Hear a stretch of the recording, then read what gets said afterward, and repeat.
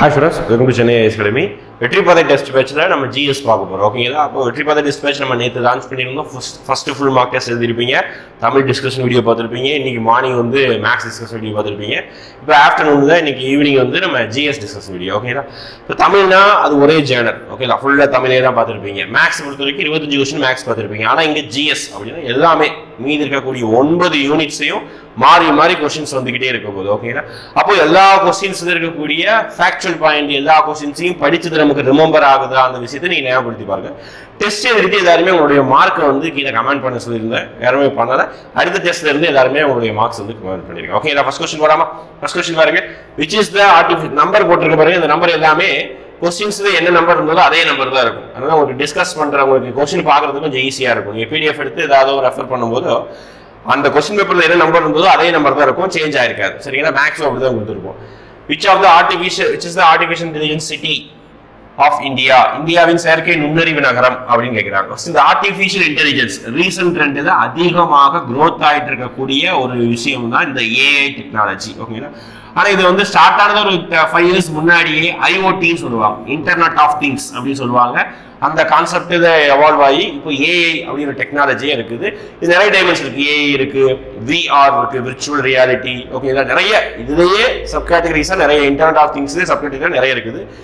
ஏஐங்கிறது வந்து ரீசன்ட் ட்ரெண்ட்ல ரொம்ப ரொம்ப ரேபிட் growth. ஓகே, நிறைய வேலைகளை வந்து ஒரு ஆஃபீஸில் வந்து நிறைய பேர் செய்யக்கூடிய வேலையை வந்து இந்த ஒரு சாஃப்ட்வேர் இந்த ஏஐ டெக்னாலஜி வந்து செஞ்சிருது. அந்த மாதிரி ஃபியூச்சரில் அது வந்து நிறைய டெக்னாலஜியோடு அதை சேர்த்து பார்க்கும்போது நல்ல growth இருக்கும். அப்போது ஃபுல்லி ஒரு ஆர்டிஃபிஷியல் இன்டெலிஜென்ஸாலேயே செயல்படக்கூடிய ஒரு சிட்டியாக இந்தியாவில் ஒரு சிட்டி ஃபர்ஸ்ட் எந்த சிட்டி இருக்குது அப்படின்னு பார்த்தீங்கன்னா லக்னோ சிட்டி தான் சொல்லணும். ஓகேங்களா? அப்போ கரண்ட் அஃபேர்ஸை பொறுத்த வரைக்கும் இந்த சிட்டி சம்பந்தமா, அதாவது நிக்நேம் வச்சு ஏதாவது சிட்டிஸ் பழைய நிக்நேம் இருக்குது, பிங்க் சிட்டி, அப்புறம் வந்து பார்த்தீங்கன்னா கல்ச்சரல் சிட்டி, இந்த மாதிரி பழைய சிட்டிஸ் நேம் இருக்குது. ஸ்ட்ராட்டஜிக்கு ரீசன்ட் இருந்தது ஏதாவது சின்ன சின்ன கரண்ட் அஃபேர்ஸ் தொடர்பான சிட்டிஸ் நேம் ஏதாவது இருந்ததுன்னா அதை நீங்க என்ன பண்ணுங்க அப்படின்னா இந்த மாதிரி இங்கே படிச்சுக்கோங்க. ஓகேங்களா? அப்போ ஆர்டிஃபிஷியல் இன்டெலிஜென்ஸ்னா லக்னோ ஞாபகம் வச்சுக்கோங்க. சரிங்களா? அடுத்த கொஸ்டின். அடுத்து நோக்டிக்ஸ் வல்கனோ அப்படின்னு சொல்றாங்க. ஓகே, நோக்டிக்ஸ் எரிமலை எந்த கோளில் அமைந்துள்ளது? அதாவது எப்பவுமே நம்ம வந்து நாசா, அப்புறம் இஸ்ரோ, அப்புறம் வந்து பாத்தீங்கன்னா ரஷ்யாவுடைய ஸ்பேஸ் ஏஜென்சி ராஸ்கோமாஸ், அப்புறம் வந்து European space agency ESA, Japan space agency JAXA. ஓகேங்களா? எஸ், இந்த எல்லா அமைப்புகளும், இந்த சைனா கூட ஸ்பேஸ் ஏஜென்சி, இந்த எல்லா அமைப்புகளும் சூரிய குடும்பத்திற்குரிய சோலார் பண்ணக்கூடிய எல்லா கோள்களையும் ரிசர்ச் பண்ணுவாங்க. ஆனா ஒரு சில கோள்களை ரொம்ப டெப்தா ரிசர்ச் பண்ணுவாங்க. ஓகேங்களா? ஃபார் எக்ஸாம்பிள் மார்ஸ் ரீசன்ட் ட்ரெண்ட்ல. ஓகேங்களா? மார்ஸ் வந்து ரொம்ப அதிகமா எல்லா நிறுவனங்களும் அதிகமா நம்மளே மங்கள்யான் அனுப்பியிருக்கோம், நிறைய விஷயங்கள் அடுத்து அப்கமிங் ப்ராஜெக்ட்ஸ் இருக்குது. ஓகேங்களா? அப்போ இந்த மார்ஸ் பிளானட் தான் நம்ம நிறைய வந்து ஆராய்ச்சி பண்றதுக்காக சேட்டலைட்ஸ் அனுப்பியிருக்கோம். அப்போ என்ன ஒரு வித்தியாசமான புதிதாக ஏதாவது ஒரு விஷயம் கண்டுபிடிச்சாலும் மார்ஸ்ல தான் அந்த விஷயம் இருக்கும். ஓகேங்களா? அப்போ செவ்வாய் கிரகம், ஓகேங்களா, செவ்வாய் கிரகத்துல தான் இருக்கும். மீதி இருக்க பாருங்க டைட்டன் அப்படிங்கிறது வந்து ஒரு கோள் கிடையாது. ஓகேங்களா? அது ஒரு துணைக்கோள். ஓகே, சனிக்கோளுடைய துணைக்கோள். வெள்ளிக்கோள், ஓகேங்களா, அது வந்து ரெண்டாவது துணைக்கோள். யூரோப்பா, அது கூட இது ஒரு கோள் கிடையாது. ஓகேங்களா? அப்போ கோளும் கொடுத்துருக்காங்க. இந்த ரெண்டு தான் ஆப்ஷன் இருக்குது. மீதி ரெண்டையும் நீங்க எலிமினேட்டே பண்ணிடலாம். இந்த ரெண்டு தான் செவ்வாய் கிரகம் தான். ஓகேங்களா? இதெல்லாம் வேற என்னன்னா ஸ்டாட்டிக் ஜிகே பாட்டுல குயிப்பர் பெல்ட் கரண்ட் அஃபேர்ஸ் படிக்கும் போது ஸ்டாட்டிக் ஜிகேவும் சேர்த்து படிச்சிடணும். ஓகேங்களா? மார்ஸ் பிளானட்டுக்கும் ஜூபிட்டர் பிளானட்டுக்கும் இடையில அங்கங்க நிறைய விண்கற்களா இருக்கும். அதுக்கு பேர் தான் என்ன சொல்லுவாங்கன்னா ஆஸ்டிராய்டு பெல்ட் அப்படின்னு சொல்லுவாங்க. ஓகேங்களா? ஆஸ்டிராய்டு பெல்ட், குயிப்பர் பெல்ட் சொல்லி இந்த ஆஸ்டிராய்டு பெல்ட். ஓகேங்களா? இதுதான் வந்து இந்த ரெண்டு கோள்களுக்கு இடையில அமைந்திருக்கும். ஓகேங்களா? அடுத்த கொஸ்டின் போலாமா? அதாவது மாவோயிஸ்டுகளுக்கு எதிராக மாநில அரசின் ஆதரவு பெற்ற சல்வா ஜூடம் என்ற மக்களின் எதிர்ப்பு இயக்கத்தின் இறுதியாளர். அதாவது இந்தியாவில மாவோயிஸ்ட் அப்படின்னு சொல்லக்கூடிய, அதாவது எப்படி வந்து டெரரிசம் இந்தியாவுக்கு பெரிய த்ரெட்டனிங்கா இருந்ததோ அதே மாதிரி மாவோயிஸ்ட் அவங்களுடைய நக்சல்ஸ் அப்படின்னு சொல்லும்போது இவங்களுடைய அச்சுறுத்தலும் கொஞ்ச நாளுக்கு முன்னாடி ரொம்ப பெரிதாக இருந்தது. அதுவும் மெயினா இந்தியாவோட எந்த ஸ்டேட்ஸ் அப்படின்னு பாத்தீங்கன்னா ஆந்திர பிரதேஷ், அதுக்கப்புறம் பாத்தீங்கன்னா நம்ம சத்தீஸ்கர், ஜார்க்கண்ட், இந்த மாநிலங்கள் தான் மாவோயிஸ்டுகளுடைய செயல்பாடு ரொம்பவே அதிகமா இருக்கும். அப்போ இந்த செயல்பாடு காரணமாக கவர்மெண்ட் எவ்வளவோ மெசேஜ் எடுப்பாங்க. ஓகேங்களா? அதை ப்ரொடெக்ட் பண்றதுக்கு, அவங்க தடுக்கிறதுக்கு எவ்வளவோ மெசேஜ் எடுப்பாங்க. அதுல கவர்மெண்ட் பிளஸ் பீப்புள் ஓகே இந்த பீப்புளால கொண்டு வரப்பட்டதுதான் ஓகேங்களா பீப்புளாலே கொண்டு வரப்பட்டு கவர்மெண்ட் வந்து அதை பேக் பண்ணுது பேக் பண்ண ஆதரவு கொடுக்கக்கூடிய இருக்கிற இயக்கத்துக்கு பேர் தான் சல்வா ஜூடம் இதை கூட கொஸ்டின் கேட்கலாம் ஓகேங்களா சல்வா ஜூடம் என்ற அமைப்பு எந்த மாநிலத்துடன் தொடர்புடையது அப்படின்னா எந்த இயக்கத்துடன் தொடர்புடையது அதுக்கு அரசு ஆதரவு அளிக்கிறதா இல்லையா இதெல்லாம் கேட்பாங்க எந்த இயக்கம் தொடர்புடையது அப்படின்னு பார்த்தீங்கன்னா சத்தீஸ்கர் ஓகே சத்தீஸ்கர் இங்க மாவோயிஸ்ட் சம்பந்தனாலே 3 மாநிலம் ஞாபகம் வச்சுக்கோங்க ஆந்திர பிரதேஷ் ஜார்க்கண்ட் சத்தீஸ்கர் தான் ஓகே இப்போ ஆந்திர பிரதேசம் பெரிய அளவு கம்மி ஆயிடுச்சு ஜார்க்கண்ட் சத்தீஸ்கர் தான் அப்படி ஆப்ஷன் பார்த்தா இந்த 2 ஆப்ஷன் எலிமினேட்டே பண்ணிடலாம் மீதி 2 ஆப்ஷன் தான் சத்தீஸ்கர் ஆன்சர் சரிங்களா சல்வா ஜூடம் அடுத்து இது பேசிக்கான கொஸ்டின் ரொம்ப ரொம்ப எல்லாருமே தெரிஞ்ச கொஸ்டின் தான் இந்தியாவுடைய அமைப்பு பார்க்கும் பொழுது ஒரு ரேகை ஒரு டிராபிக் ஆஃப் கேன்சர் என்று அழைக்கப்படக்கூடிய ஒரு கோடு வந்து இந்தியாவுடைய பாஸ் ஆகுது எப்படி பாஸ் ஆகும் கரெக்டா இந்த மாதிரி 23.5 டிகிரி நார்த்ல வந்து பாஸ் ஆகக்கூடிய லைட்டுக்கு பேர் தான் தமிழ்ல கடகரேகை அப்படின்னு சொல்லுவாங்க இங்கிலீஷ்ல டிராபிக் ஆஃப் கேன்சர் அப்படின்னு சொல்லுவாங்க ஓகே இது எத்தனை மாநிலங்களை கடக்குது ரொம்ப ஃபேமஸான கொஸ்டின் இதெல்லாம் வந்து எக்ஸ்பெக்ட் பண்ற கொஸ்டின் ஓகேங்களா 8 மாநிலங்கள் கிடக்குது அப்படியே அந்த மாநிலங்களுடைய பேரையும் படிச்சுக்கணும் ஓகே குஜராத் ராஜஸ்தான் மத்திய பிரதேஷ் இங்க வந்து ஜார்க்கண்ட் அப்புறம் வந்து பாத்தீங்கன்னா மிசோரம் வெஸ்ட் பெங்கால் ஓகேங்களா இந்த மாதிரி மொத்தம் 8 மாநிலங்கள்ல இந்த கடகரேகை பாஸ் ஆகுது ஓகேங்களா இது நார்த் பகுதி இந்தியா வந்து உலக வரைபடங்கள்லயே வந்து நார்த் ஓகேங்களா வட அரைக்கோளத்துலதான் அமைஞ்சிருக்குது ஓகேங்களா அதே மாதிரி இன்னொரு லைன் சொல்ல போனா அந்த நம்ம இந்த டைம் ஜோனுக்காக ஐஎஸ்டி இந்தியன் ஸ்டாண்டர்ட் டைம் அப்படிங்கிற ஒரு லைன் வந்து 82.5 டிகிரி ஓகே 82.5 டிகிரி ஈஸ்ட் ஓகேங்களா கிழக்கு கோடாக அமைஞ்சிருக்குது மிர்சாப்பூர் வழியா பாஸ் ஆகும் ஓகே மிர்சாப்பூர் இதுவும் புக்ல இருக்கும் 82 டிகிரி கிழக்கு அந்த கோடு வந்து மிர்சாப்பூர் வழியா பாஸ் ஆகும் okay eastern Himalayas also known as ஓகேங்களா ரொம்ப இந்த மாதிரி கேள்வி 10th புக் நீங்க ஜியோகிராஃபி படிச்சீங்கனாலே ஜியோகிராஃபி முடிஞ்சது சிம்பிளானது ஜியோகிராஃபி எல்லாமே ஓகேங்களா கிழக்கு இமயமலை எவ்வாறு அழைக்கப்படுகிறது மொத்த இமயமலை வந்து ஒரு 3 கேட்டகரியா பிரிச்சிருப்பாங்க அதாவது மேற்கு இமயமலை மத்திய இமயமலை கிழக்கு இமயமலை 3ஆ பிரிச்சிருப்பாங்க அத மத்திய இமயமலையில சப் கேட்டகரி ஒரு 3 கேட்டகரியா இருக்கும் okay greater Himalayas lesser Himalayas அப்படின்னு சொல்லிட்டு ஒரு 3 கேட்டகரியா இருக்கும் இதுல மேற்கு இமயமலை என்ன சொல்லுவாங்க அப்படி பாத்தீங்கன்னா டிரான்ஸ் ஹிமாலயாஸ் அப்படின்னு சொல்லுவாங்க மேற்கு இமயமலையை இங்கிலீஷ் தமிழே அதேதான் டிரான்ஸ் ஹிமாலயாஸ் அப்படின்னு சொல்லுவாங்க ஓகேங்களா மேற்கு இமயமலை டிரான்ஸ் ஹிமாலயாஸ் ஓகேங்களா கிழக்கு இமயமலை மேற்கு இமயமலை ஜம்மு காஷ்மீர் இந்த பகுதியில் இருக்கும் கிழக்கு இமயமலை அப்படின்னு பார்த்து கிழக்கு இமயமலை தான் நம்மளுடைய நார்த் ஈஸ்ட் வடகிழக்கு மாகாணங்கள் இருக்குது அங்க எல்லாம் இருக்கக்கூடிய மாநிலங்கள் இருக்கக்கூடிய பகுதி தான் கிழக்கு இமயமலை அதை என்ன சொல்லுவாங்கன்னா பூர்வாஞ்சல் அப்படின்னு சொல்லுவாங்க இருக்கக்கூடிய முக்கியமான மலை என்ன சொல்லுவாங்கன்னா காரோ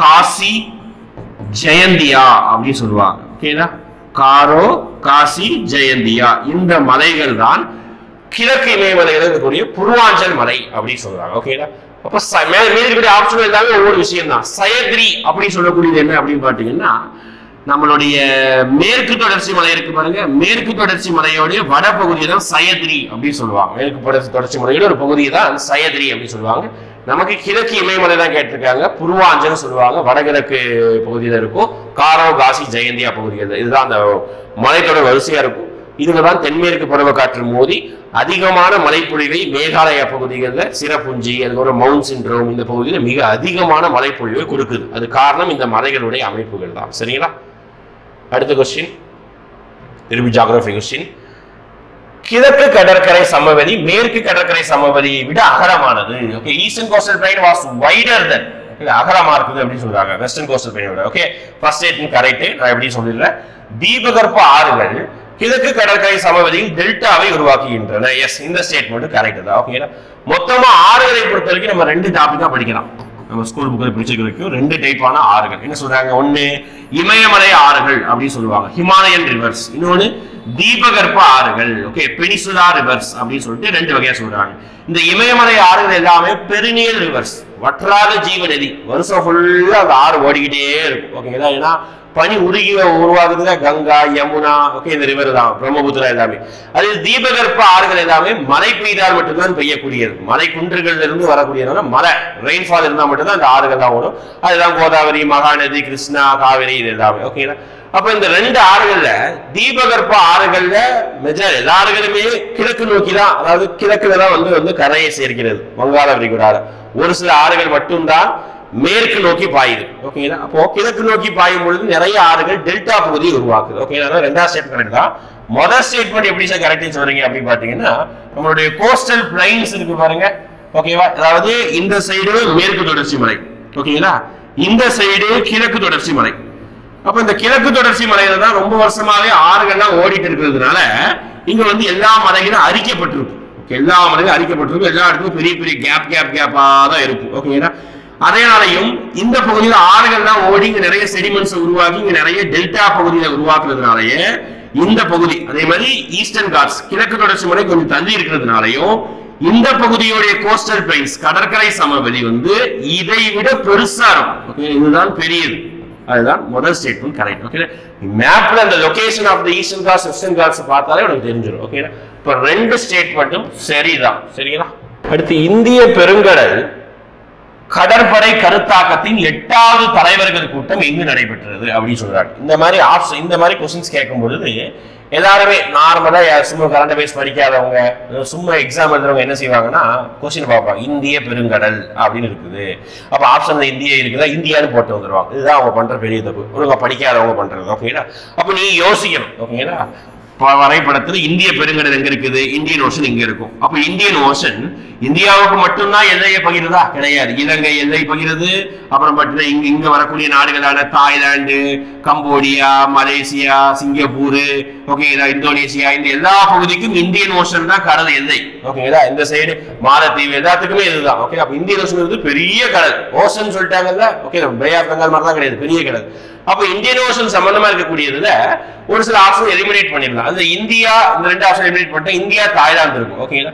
அப்ப இந்த மாதிரி கொஸ்டின் டேரக்டா கேட்காம இன்டைரக்டா தான் கேட்பாங்க அப்படின்னு போட்டா தாய்லாந்து தான் ஆன்சர். ஓகேங்களா? ஏன்னா தாய்லாந்து அந்த சைடு இருக்கும், அதுக்கும் இந்தியன் ஓஷனுடைய எல்லை பரப்போது வரும். அதனால தாய்லாந்து தான் இந்திய பெருங்கடல் கடற்படை கருத்தாக்கத்தின் தலைவர்கள் கூட்டம் நடைபெற்ற இடம். ஓகேங்களா?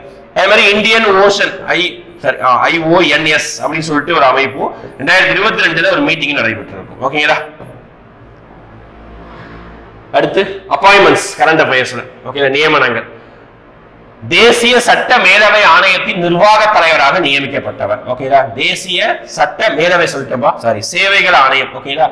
அதாவது ஒண்ணு இங்கிலீஷ்ல நேஷனல் லீகல் சர்வீஸ் அத்தாரிட்டி சொல்லுவாங்க. நீங்க படிச்சிருக்கீங்க பாலிட்டியில, நல்சா அப்படின்னு சொல்லுவாங்க, கேள்விப்பட்டிருக்கீங்களா? National legal service authorities act. ஓகேங்களா? இந்த சட்டத்தின் அடிப்படை, இந்த சட்டம் வெளிவந்தது பார்த்தீங்கன்னா 1987ஆம் ஆண்டு வெளிவந்திருக்கும். இந்த சட்டத்தின் அடிப்படையில் என்ன செய்வாங்க அப்படின்னு பார்த்தீங்கன்னா, எல்லாருக்கும் இலவசமான சட்ட உதவிகள், சட்ட சேவைகள். அது வந்து நம்ம ஆர்டிகல்ல டிபிஎஸ்பில ஒரு ஆர்டிகலே இருக்குது. ஆர்டிகல் 39A அப்படின்னு சொல்லிட்டு ஒரு ஆர்டிகலே இருக்கும். அந்த ஆர்டிகலை என்ன பண்ணிருப்பாங்க அப்படின்னு பார்த்தீங்கன்னா, சட்ட சேவை, இலவச சட்ட சேவைகளை கொடுக்கணும் அப்படின்னு சொல்லியிருப்பாங்க. அதனால இந்த சட்டம் கொண்டு வந்திருப்பாங்க. இந்த சட்டத்தின் அடிப்படையில் ஒரு கமிஷன் உருவாக்கியிருக்காங்க. அதுதான் நேஷனல் லீகல் சர்வீஸ் கமிஷன், தேசிய சட்ட சேவைகள் ஆணையம். ஓகேங்களா? அதோடைய தலைவராக யார் தேர்ந்தெடுக்கப்பட்டிருக்காங்க அப்படின்னு பார்த்தீங்கன்னா சஞ்சீவ் கண்ணா, அவர் தான் தலைவராக தேர்ந்தெடுக்கப்படுகிறார். ஓகேங்களா? நியமனங்கள் ரொம்ப முக்கியம், எல்லா நியமனங்களும் பார்த்து வச்சுக்கோங்க. அடுத்து தவறானதை தேர்ந்தெடு. ஓகேங்களா? என்ன ஸ்டேட்மெண்ட் தவறு? தென்மேற்கு பருவக்காற்று, அதாவது சவுத் வெஸ்ட் மான்சூன் வருகையில் ஜெட் காற்று முக்கிய பங்கு வகிக்கிறது. ரொம்ப ரொம்ப கரெக்டான ஒரு ஆன்சர். ஓகே, ஜெட் காற்று ரொம்ப முக்கியம். ஜெட் ஸ்ட்ரீம்ஸ் அப்படின்னு சொல்லுவாங்க. எஸ், அதாவது ஜெட் ஸ்ட்ரீம்ஸ் வந்து ரொம்ப பெரிய ரோல் வந்து சவுத் வெஸ்ட் மான்சூன்ல பிளே ஆகுது.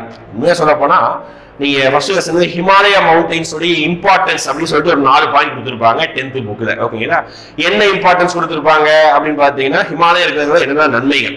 ஓகேங்களா? பேரியர், எல்லை பரப்பா செயல்படுகிறது, அந்த சைடு நிறைய வளங்களை கொடுக்குது, அந்த சைடு நிறைய காடுகள் இருப்பதற்கான விஷயங்களை கொடுக்குது, அந்த சைடு இமயமலை இருக்கிறதுனாலதான் நார்த் இந்தியாவில் நமக்கு சவுத் வெஸ்ட் மான்சூனே நிகழுது, மழைப்பொழிவே நிகழுது. இல்லைன்னா அங்க மழைப்பொழிவே இருக்காது. அப்போ அந்த இடத்துல ஜெட் ஸ்ட்ரீம் அப்படின்னு சொல்லிட்டு ஜெட் காற்றுகள் பாயும், அதுக்கு சவுத் வெஸ்ட் மான்சூனை பங்களிப்பு ரொம்ப முக்கியமானது. இப்போ ஃபர்ஸ்ட் ஸ்டேட்மெண்ட் கரெக்ட் தான். அடுத்து எல்னினோ வால் அப்படின்னு சொல்லுவாங்க. எல்னினோ வால் தென்மேற்கு பருவக்காற்று பாதிப்படுகிறது. எஸ், இதுவும் கரெக்ட் தான். ஓகே, ரெண்டு விஷயம் சொல்லுவாங்க. ஒன்னு எல்னினோ, அதோடைய ஆப்போசிட் சிச்சுவேஷன் தான் லானினோ அப்படின்னு சொல்லுவாங்க. ஓகேங்களா? ரெண்டு விஷயம், எல்னினோ லானினோ. எல்னினோ நிகழ்ந்தால் அது நம்மளுடைய சவுத் வெஸ்ட் மான்சூனை பாதிக்கும். லானினோங்கிறது வந்து ஒரு நார்மலான நிகழ்வு. ஓகேங்களா? இதுதான் நடக்கணும். இது நடந்தா நமக்கும் மிகப்பெரிய சவுத் வெஸ்ட் மான்சூனுடைய மழைப்பொழிவு வந்து கம்மியாகலாம் அப்படின்னு சொல்லுவாங்க. ஓகே, எல்னினோவுடைய பாதிப்புனால. ஓகேங்களா? ரைட்டா? அப்ப எல்னினோவால் தென்மேற்கு பருவக்காற்று பாதிப்படுகிறது. எஸ், கரெக்ட் தான். ஓகே, நகர்ந்தா தென்மேற்கு பருவக்காற்று பாதிப்படையும், மழைப்பொழிவு கம்மியாகும். தென்மேற்கு பருவக்காற்று இரு கிளைகளை உடையது. ஆமா, 100% கரெக்ட் தான். ஓகேடா, தென்மேற்கு பருவக்காற்று அப்படின்னா என்ன? தென்னிலிருந்தும் தென்பகுதியிலிருந்தும் மேற்கு பகுதியிலிருந்து வீசக்கூடிய காற்றுக்கு பேர் தான் தென்மேற்கு பருவக்காற்று. Okay, south west monsoon. அது காற்று அடிக்கும் போது அது 2 பிரான்ச்சா ஸ்பிளிட் ஆயிடும். ஓகேங்களா, ஒண்ணு இங்க வந்துடும், அதாவது இந்த சைடு அரேபியன் பிரான்ச் அப்படின்னு சொல்லுவாங்க, இன்னொன்னு பே ஆஃப் பெங்கால் பிரான்ச் அப்படின்னு சொல்லுவாங்க.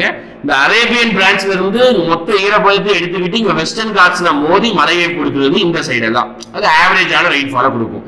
இங்க இவ்வளவு தூரம் பயணிச்சு பே ஆஃப் பெங்கால்ல இருந்து எல்லா ஈரப்பதத்தையும் எடுத்து இந்த காத்து போய் நான் சொன்னோம்ல காரோ, காசி, ஜெயந்தியா இந்த பகுதியில மோதி இங்க இன்டென்சிவ் ரெயின்ஃபால், அதிகமான மழைப்பொழிவு 1100 சென்டிமீட்டருக்கு மேல, அதுவும் நம்மளுடைய மவுண்ட் சிண்ட்ரோம்ல தான் 1141 சென்டிமீட்டர் மழைப்பொழிவை என்ன பண்ணுது அப்படின்னா மழைப்பொழிவு கொடுக்குது. அதனால இங்க ஈரப்பதம் வந்து ரொம்ப அதிகமா இருக்கும். ஓகேங்களா, இது இங்க இருந்து காத்து பண்ணணும். அப்போ கம்பல்சரி தென்மேற்கு பருவக்காற்று 2 கிளைகளாக இருக்கதான் செய்யுது. இதுவும் கரெக்ட் தான். ஓகேங்களா, அடுத்து 3 கரெக்ட் போட்டிருக்கேன். இருங்க, தென்மேற்கு பருவத்தின் மாதமும் தென்மேற்கு பருவக்காற்றின் மாதமும் ஒன்று. சாரி, தென்மேற்கு சொல்றாங்க ராபி பருவத்தின் மாதமும் தென்மேற்கு பருவக்காற்றின் மாதம் ஒன்று அப்படின்னு சொல்றாங்க. அப்ப யோசிக்கணும், ராபி எங்க கேள்விப்பட்டிருக்கோம்? அப்போ மொத்தமா 3 சீசன்ஸ் படிச்சிருக்கோம். எதெல்லாம்?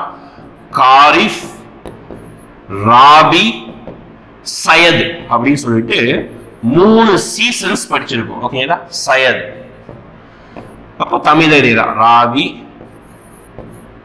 காரிஃப், ஓகேங்களா, சயத் அப்படி சொல்லிட்டு 3 பருவ காலங்களை நம்ம படிச்சிருக்கோம். இந்த 3 பருவ காலங்களுடைய விதைக்கும் காலம் அப்படின்னு சொல்லுவாங்கன்னா காரிஃப் ராபி, இதுதான் காரிஃப், இது ராபி.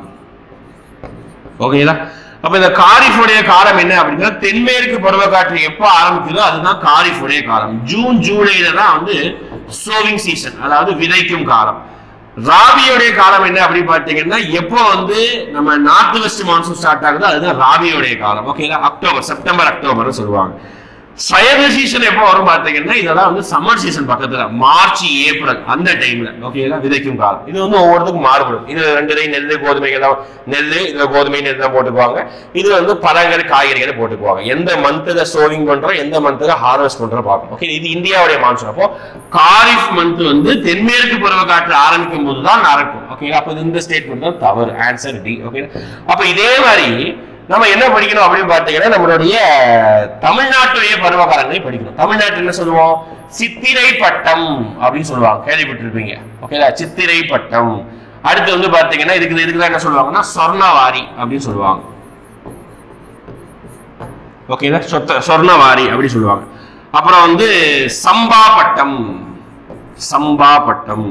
ஓகேங்களா, இதெல்லாம் வந்து விதைக்கக்கூடிய காலத்தை வச்சு பேர் வச்சிருப்பாங்க. அடுத்து லாஸ்டா நவரை பட்டம் அப்படின்னு சொல்லுவாங்க. இது எல்லாமே ஒவ்வொரு மாதங்கள்ல சொல்லுவாங்க. ஓகேங்களா, இப்போ நம்ம சித்திரை பட்டம்னா எப்போ அப்படின்னு பார்த்தா ஏப்ரல் அல்லது மேல வந்து விதைப்பாங்க.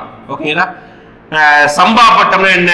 ஜூலை, ஆகஸ்ட்ல விதைப்பாங்க. ஓகேங்களா, நவரை பட்டம்னா நவம்பர். ஓகேங்களா, நவம்பர் மந்த் விதைப்பாங்க. இதுதான் அதோடைய காலம். விதைக்கும் காலத்தை பொறுத்து 3 வகையை பிடிச்சிருக்காங்க. சித்திரை பட்டம், அதுக்கு இன்னொரு பேரு சொர்ணவாரி, சம்பா பட்டம், அப்படின்னா ஆழி பட்டம் கூட இதை சொல்லுவாங்க. நவரை, லாஸ்ட் இருக்கக்கூடிய பட்டம் நவம்பர் மாதம். ஓகே, இது தமிழ்நாட்டுடைய சீசன்ஸ். இதெல்லாம் முக்கியம். இது 10th புக்ல தான் இருக்கு, படிச்சிடணும். சரிங்களா, பின்வருவற்றை எது கங்கையின் இடது பக்க துணையாறு அல்ல அப்படின்னு கேட்கிறாங்க. இந்த மாதிரி கேள்வி வருது. ஓகேங்க, இடது பக்க துணையாறு, வலது பக்க துணையாறு அப்படின்னு சொல்லி கேட்பாங்க. லெஃப்ட் பேங்க், ரைட் பேங்க் சொல்லுவாங்க. இப்போ ஒரு கங்கை நதி கங்கோதிரியில இருந்து உருவாகுது. அப்படியே உருவாகி அப்படியே வந்து பங்களாதேஷ்ல கலந்துரும். ஓகே, இதுக்கு கிளை நதிகளாக இந்த சைடு, இந்த சைடு, இந்த சைடு அப்படின்னு சொல்லிட்டு நிறைய கிளை நதிகள் ஓடும். ஓகேங்களா, மெயினா இங்க யமுனா ரிவர் பெரிய கிளை நதி. ஓகேங்களா, அது கூட நிறைய கிளை நதிகள் அப்படி இப்படின்னு சொல்லிட்டு நிறைய கிளை நதி இருக்கும். இது இந்த சைடு இருக்கக்கூடியது எல்லாமே லெஃப்ட் பேங்க், இந்த சைடு எல்லாமே ரைட் பேங்க். இப்போ லெஃப்ட் பேங்க்ல என்னதான் இருக்கும்? இடது பக்கத்துல கோமதி. ஓகேங்களா, அப்புறம் வந்து காங்டக், அப்புறம் வந்து பாத்தீங்கன்னா காக்ரா, அடுத்து ரொம்ப முக்கியமானது கோசி. ஓகே, இது எல்லாமே இடது பக்க ட்ரிபியூட்டரி. வலது பக்க ட்ரிபியூட்டரியில யமுனா, சம்பல், அப்புறம் வந்து சோன், இது எல்லாமே வலது பக்க ட்ரிபியூட்டரி. அப்போ இடது பக்கம் அல்லாதது கேட்டாங்கன்னா சோன், அதுதான் பார்த்துட்டீங்கன்னா இடது பக்கம் அல்லாத ட்ரிபியூட்டரி. ஓகேங்களா, ரொம்ப எக்ஸ்பெக்டட் கொஸ்டின். ஓகேங்களா, குரூப் 4ல கரண்ட் அஃபேர்ஸ்ல ரொம்ப எதிர்பார்க்கக்கூடிய ஒரு கேள்வி இந்த கேள்வி தான். Okay, national girl child state award 2024 யாருக்கு கொடுத்தாங்க? பின்னொன்று யாருக்கு தேசிய பெண் குழந்தைகள் தின மாநில விருது 2024 யாரு கொடுத்திருக்காங்க? தமிழ்நாடு அரசு சார்பாக சுகிதா என்ற பெண்மணிக்கு தேசிய பெண் குழந்தைகள் தினம் வச்சு கொண்டாடுறாங்க. அதோடைய மாநில விருதை வந்து கொடுக்குறாங்க. ஓகே, சுகிதா. அடுத்து பின்வருவற்று எது தரமான நிலக்கரி வகை? ஓகே, ரொம்ப வந்து குட் குவாலிட்டி கோல் அப்படின்னு சொல்லிட்டு எதை சொல்றாங்க அப்படின்னா, மொத்தம் கோல்ல மொத்தம் 4 வகை தான். ஃபர்ஸ்ட் பீட் அப்படின்னு சொல்றாங்க, இதுதான் முதல் வகை. அடுத்து 2வது வகை லிக்னைட், 3வது வகை பிட்டுமினஸ், 4வது வகை ஆந்த்ரசைட் அப்படின்னு சொல்லுவாங்க. சரி, எதை வச்சு ஒரு வகை 2 வகை சொல்றாங்க? அதோடைய கார்பன் கண்டென்ட் வச்சு எந்த அளவுக்கு அதுல கார்பன் அதிகமா இருக்கும் அந்த அளவுக்கு அது குட் குவாலிட்டி கோல். எந்த அளவுக்கு கார்பன் கம்மியா இருக்கு அது bad quality. For example peat ரொம்ப கம்மியா இருக்கும், 30-40% தான் இருக்கும். லிக்னைட் ஒரு 40-55% இருக்கும். ஓகேடா, ஒரு 60% மேல 80%க்குள்ள பிட்டுமினஸ். ஓகேடா, ஆந்த்ரசைட் ரொம்ப அதிகமான குட் குவாலிட்டி கோல்னாலே அதுதான். இதுதான் நம்ம ஆஸ்திரேலியால இருந்து நம்ம ஊருக்கு தான் விலைக்கு வாங்குவோம். சரிங்களா, அதுதான் தரமான நிலக்கரி. 80% மேல கார்பன் கண்டென்ட் இருக்கும். ஓகேடா, அதுதான் தரமான நிலக்கரி. 80% மேல கார்பன் கண்டென்ட் இருக்கும்போது இது எரிக்கும் போது அதிகமான மாசு புகைகள் வெளிவராது. மீதி ஏதாவது எரிச்சோம்னா அதிகமான மாசு புகை வெளிவரும். இந்த கோலை தான் நம்ம ஆஸ்திரேலியால இருந்து மின்சாரம் தயாரிப்பதற்காக இம்போர்ட் பண்றோம். சரிங்களா, அடுத்து துறைமுகம். ஜியோகிராஃபில துறைமுகங்கள் அது இருக்கக்கூடிய மாநிலங்களை பொறுத்துன்னு கேட்டிருக்காங்க. ஓகே, அப்ப இந்தியாவில 13 பெரிய துறைமுகங்களும் 200க்கும் மேற்பட்ட சிறிய துறைமுகங்கள் உள்ளன. ஓகே, 13 பெரிய துறைமுகங்கள். அதுவும் என்னதான் எப்படிதான் படிச்சுக்கணும் அப்படின்னு பார்த்தீங்கன்னா, இந்த சைடு ஓகேங்களா, அதாவது பே ஆஃப் பெங்கால் கடற்கரை இருக்கக்கூடிய துறைமுகங்கள் என்னதான். அப்புறம் இந்த சைடு பேர் என்ன அப்படின்னு பாத்தீங்கன்னா, நம்மளுடைய அரேபியன் சி அரபிக்கடல் இருக்கக்கூடிய துறைமுகங்கள் என்னன்னா அப்படின்னு சொல்லிட்டு 2யுமே என்ன செய்யணும் படிச்சு வச்சுக்கணும். சரிங்களா, அப்ப பே ஆஃப் பெங்கால் இங்க இருந்து ஆரம்பிக்கிறோம். கல்கத்தால இருக்கக்கூடிய வெஸ்ட் பெங்கால் இருக்கக்கூடிய ஹால்டியா துறைமுகத்துல இருந்து நம்ம ஒரு தூத்துக்குடி துறைமுகம் வரைக்கும் பார்க்கணும். இந்த சைடு கொச்சி துறைமுகத்துல இருந்து இந்த சைடு வரைக்கும் போகணும். காந்தா துறைமுகம் தான் இருக்கும், அங்க வரைக்கும் நம்ம பார்க்கணும். ஓகேங்களா, இந்த சைடு வரும் காந்தா துறைமுகம், அது வரைக்கும். அதாவது ரீசெண்டா தீன் தயாள் போர்ட் அப்படின்னு சொல்லிட்டு பேரை மாத்திருக்காங்க. அப்போ 13 துறைமுகங்களும் எங்க இருக்குது, அது மேல இருந்து கீழே இந்த லொகேஷன் தான் பார்த்து வச்சுக்கணும் எங்க இருக்கு. ஓகே, அப்ப பார்க்கலாமா? அப்ப பிரதீப் என்ற துறைமுகம் ஒடிசா, கரெக்ட். ஓகே, ஒடிசாவில் இருக்குது. நவ சேவா அப்படின்னு துறைமுகம் மகாராஷ்டிரா, கரெக்ட். ஹால்தியா துறைமுகம் ரொம்ப ஃபேமஸ் ஆனது. ஹால்தியா துறைமுகத்துக்கு தான் இந்தியாவுடைய முதல் தேசிய நீர்வழிச்சாலை, அதுவும் அங்கதான் கரெக்ட் ஆகுது. இதுவும் கரெக்ட் தான். பனம்பூர் கோவா கிடையாது. ஓகேங்களா, கோவா இருக்கக்கூடிய துறைமுகம் வந்து 2, ஒன்னு பானாஜி, இன்னொன்னு மோர்மகுவே அப்படின்னு சொல்லிட்டு இருக்கக்கூடிய இன்னொரு துறைமுகம் தான் மோர்மகு அப்படின்னு சொல்லுவாங்க. அதுதான் கோவா இருக்கக்கூடியது. 3வது ஸ்டேட்மெண்ட், 5வது ஸ்டேட்மெண்ட், 4வது ஸ்டேட்மெண்ட் தவறு. ஓகேங்களா, 1914 சென்னையில் நடந்த இந்திய தேசிய காங்கிரஸ் மாநாட்டின் தலைவராக இருந்தவர் யார்? இந்த மாநாட்டின் தலைவர்களை படிச்சு வச்சுக்கோங்க. இந்தியா தமிழ்நாடு ஹிஸ்டரி தொடர்பான விஷயங்கள், தமிழ்நாடு நபர்கள் தலைவராக இருந்தது, தமிழ்நாட்டில் நடந்த காங்கிரஸ் மாநாடு. அப்போ மெட்ராஸ் காங்கிரஸ் மாநாடு தமிழ்நாட்டில் நிறைய நடந்திருக்கும். மெட்ராஸ் காங்கிரஸ்க்கு வந்து ரொம்ப முக்கியமான இடங்கள்ல மெட்ராஸ் மாகாணம் ஒண்ணு. நிறைய பேர் பார்ட்டிசிபேட் பண்ணாங்க. பெரும் பெரும் தலைவர்கள் நம்ம ஊர்ல தான் இருந்தாங்க. ராஜாஜி, ஓகே, விடுதலை போராட்டத்துல காமராஜர், அப்புறம் வந்து நிறைய நபர்கள் வந்து தமிழ்நாடு இந்த மக்கள் இல்லாமல் விடுதலை போராட்டமே கிடையாது, அந்த அளவுக்கு இருக்கும் ஒரு காலத்துல. அப்போ முதல் மெட்ராஸ் எப்ப நடைபெற்றதுன்னா 1887, 3வது காங்கிரஸ் மாநாடு மெட்ராஸ் நடைபெற்றிருக்கும். பத்ருதீன் தியாப்ஜி இருந்திருப்பாரு. அடுத்து 1908 நினைக்கிறேன். ஆமா, 1908ல ராஸ் பிகாரி போஸ் அவர் வந்து மாநாட்டு தலைமையாக இருப்பாரு. நமக்கு கேட்டிருக்கிறது 1916ல மெட்ராஸ், சென்னை சொல்லக்கூடாது, மெட்ராஸ் நடந்த மாநாட்டில் காங்கிரஸ் தலைவராக இருந்தது யாரு அப்படின்னு பார்த்தீங்கன்னா பூபேந்திரநாத் போஸ். ஓகேங்களா, BN போஸ் அப்படின்னு சொல்லுவாங்க. பூபேந்திரநாத் போஸ் இவர் தான் 1914 காங்கிரஸ் மாநாட்டு தலைவராக இருந்திருப்பார். சரிங்களா, அடுத்து அன்னிபெசன்ட் அருண்டேல் மற்றும் வாடியா தலைமையில் மெட்ராஸில் தன்னாட்சி இயக்கம் ஹோம் ரூல் லீக் உருவாக்கப்பட்டது. இந்த BP வாடியா சொல்லுவாங்க, அருண்டேல், இவங்க எல்லாருமே வந்து தொழிலாளர் இயக்கத்துடைய முன்னோடிகள். ரொம்ப காலத்துக்கு முன்னாடி தொழிலாளர் இயக்கத்தை ஸ்டார்ட் பண்ணிருப்பாங்க. இவருடைய சப்போர்ட்ல தான் அன்னிபெசன்ட் வந்து நிறைய இடங்கள்ல வந்து ஹோம் ரூல் லீக் உருவாக்கி இருப்பாங்க.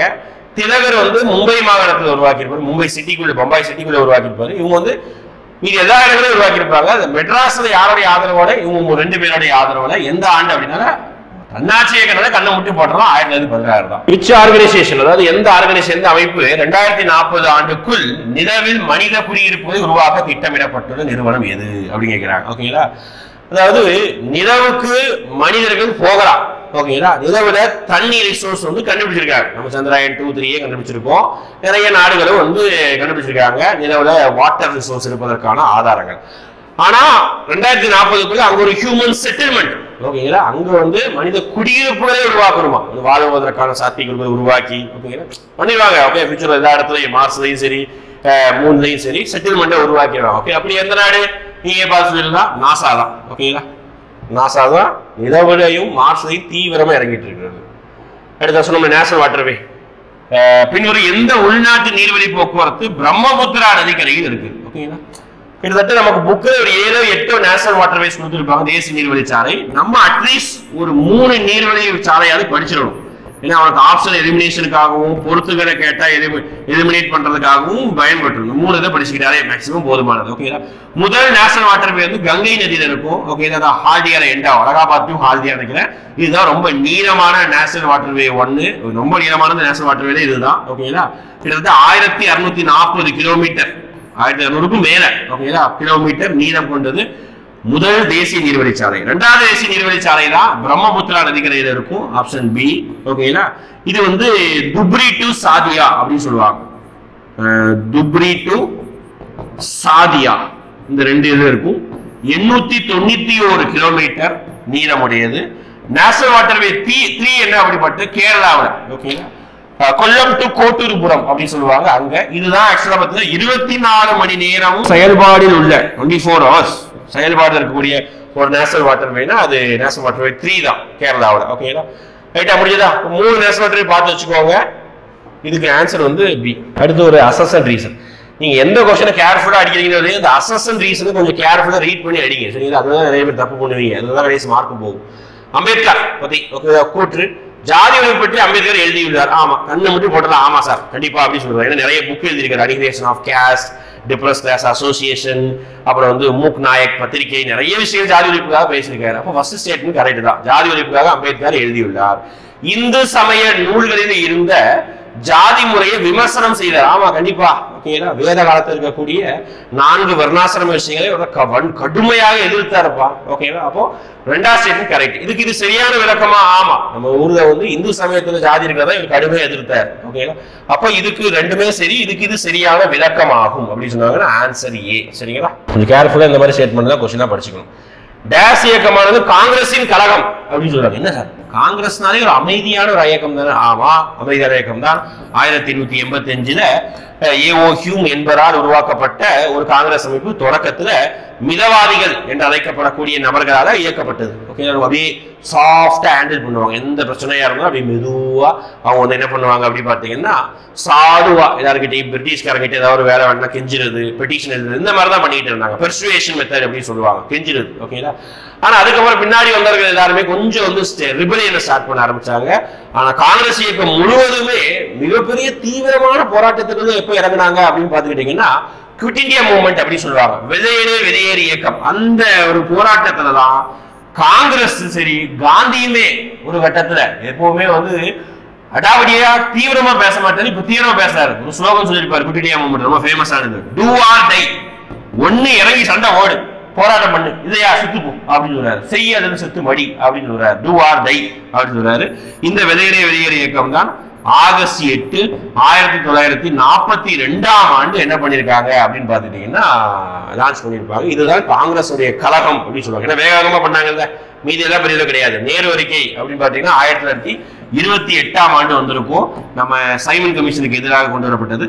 சட்ட மறுப்பு இயக்கம் சிவில் டிஸ்ட்ரிபியூஷன் 1930, ஒத்துழையாமை இயக்கம் 1920. காந்தியுடைய மிகப்பெரிய போராட்டங்கள்ல முதல் போராட்டம். அடுத்து இயற்கை எரிவாயுவின் பெரும் பகுதி எது?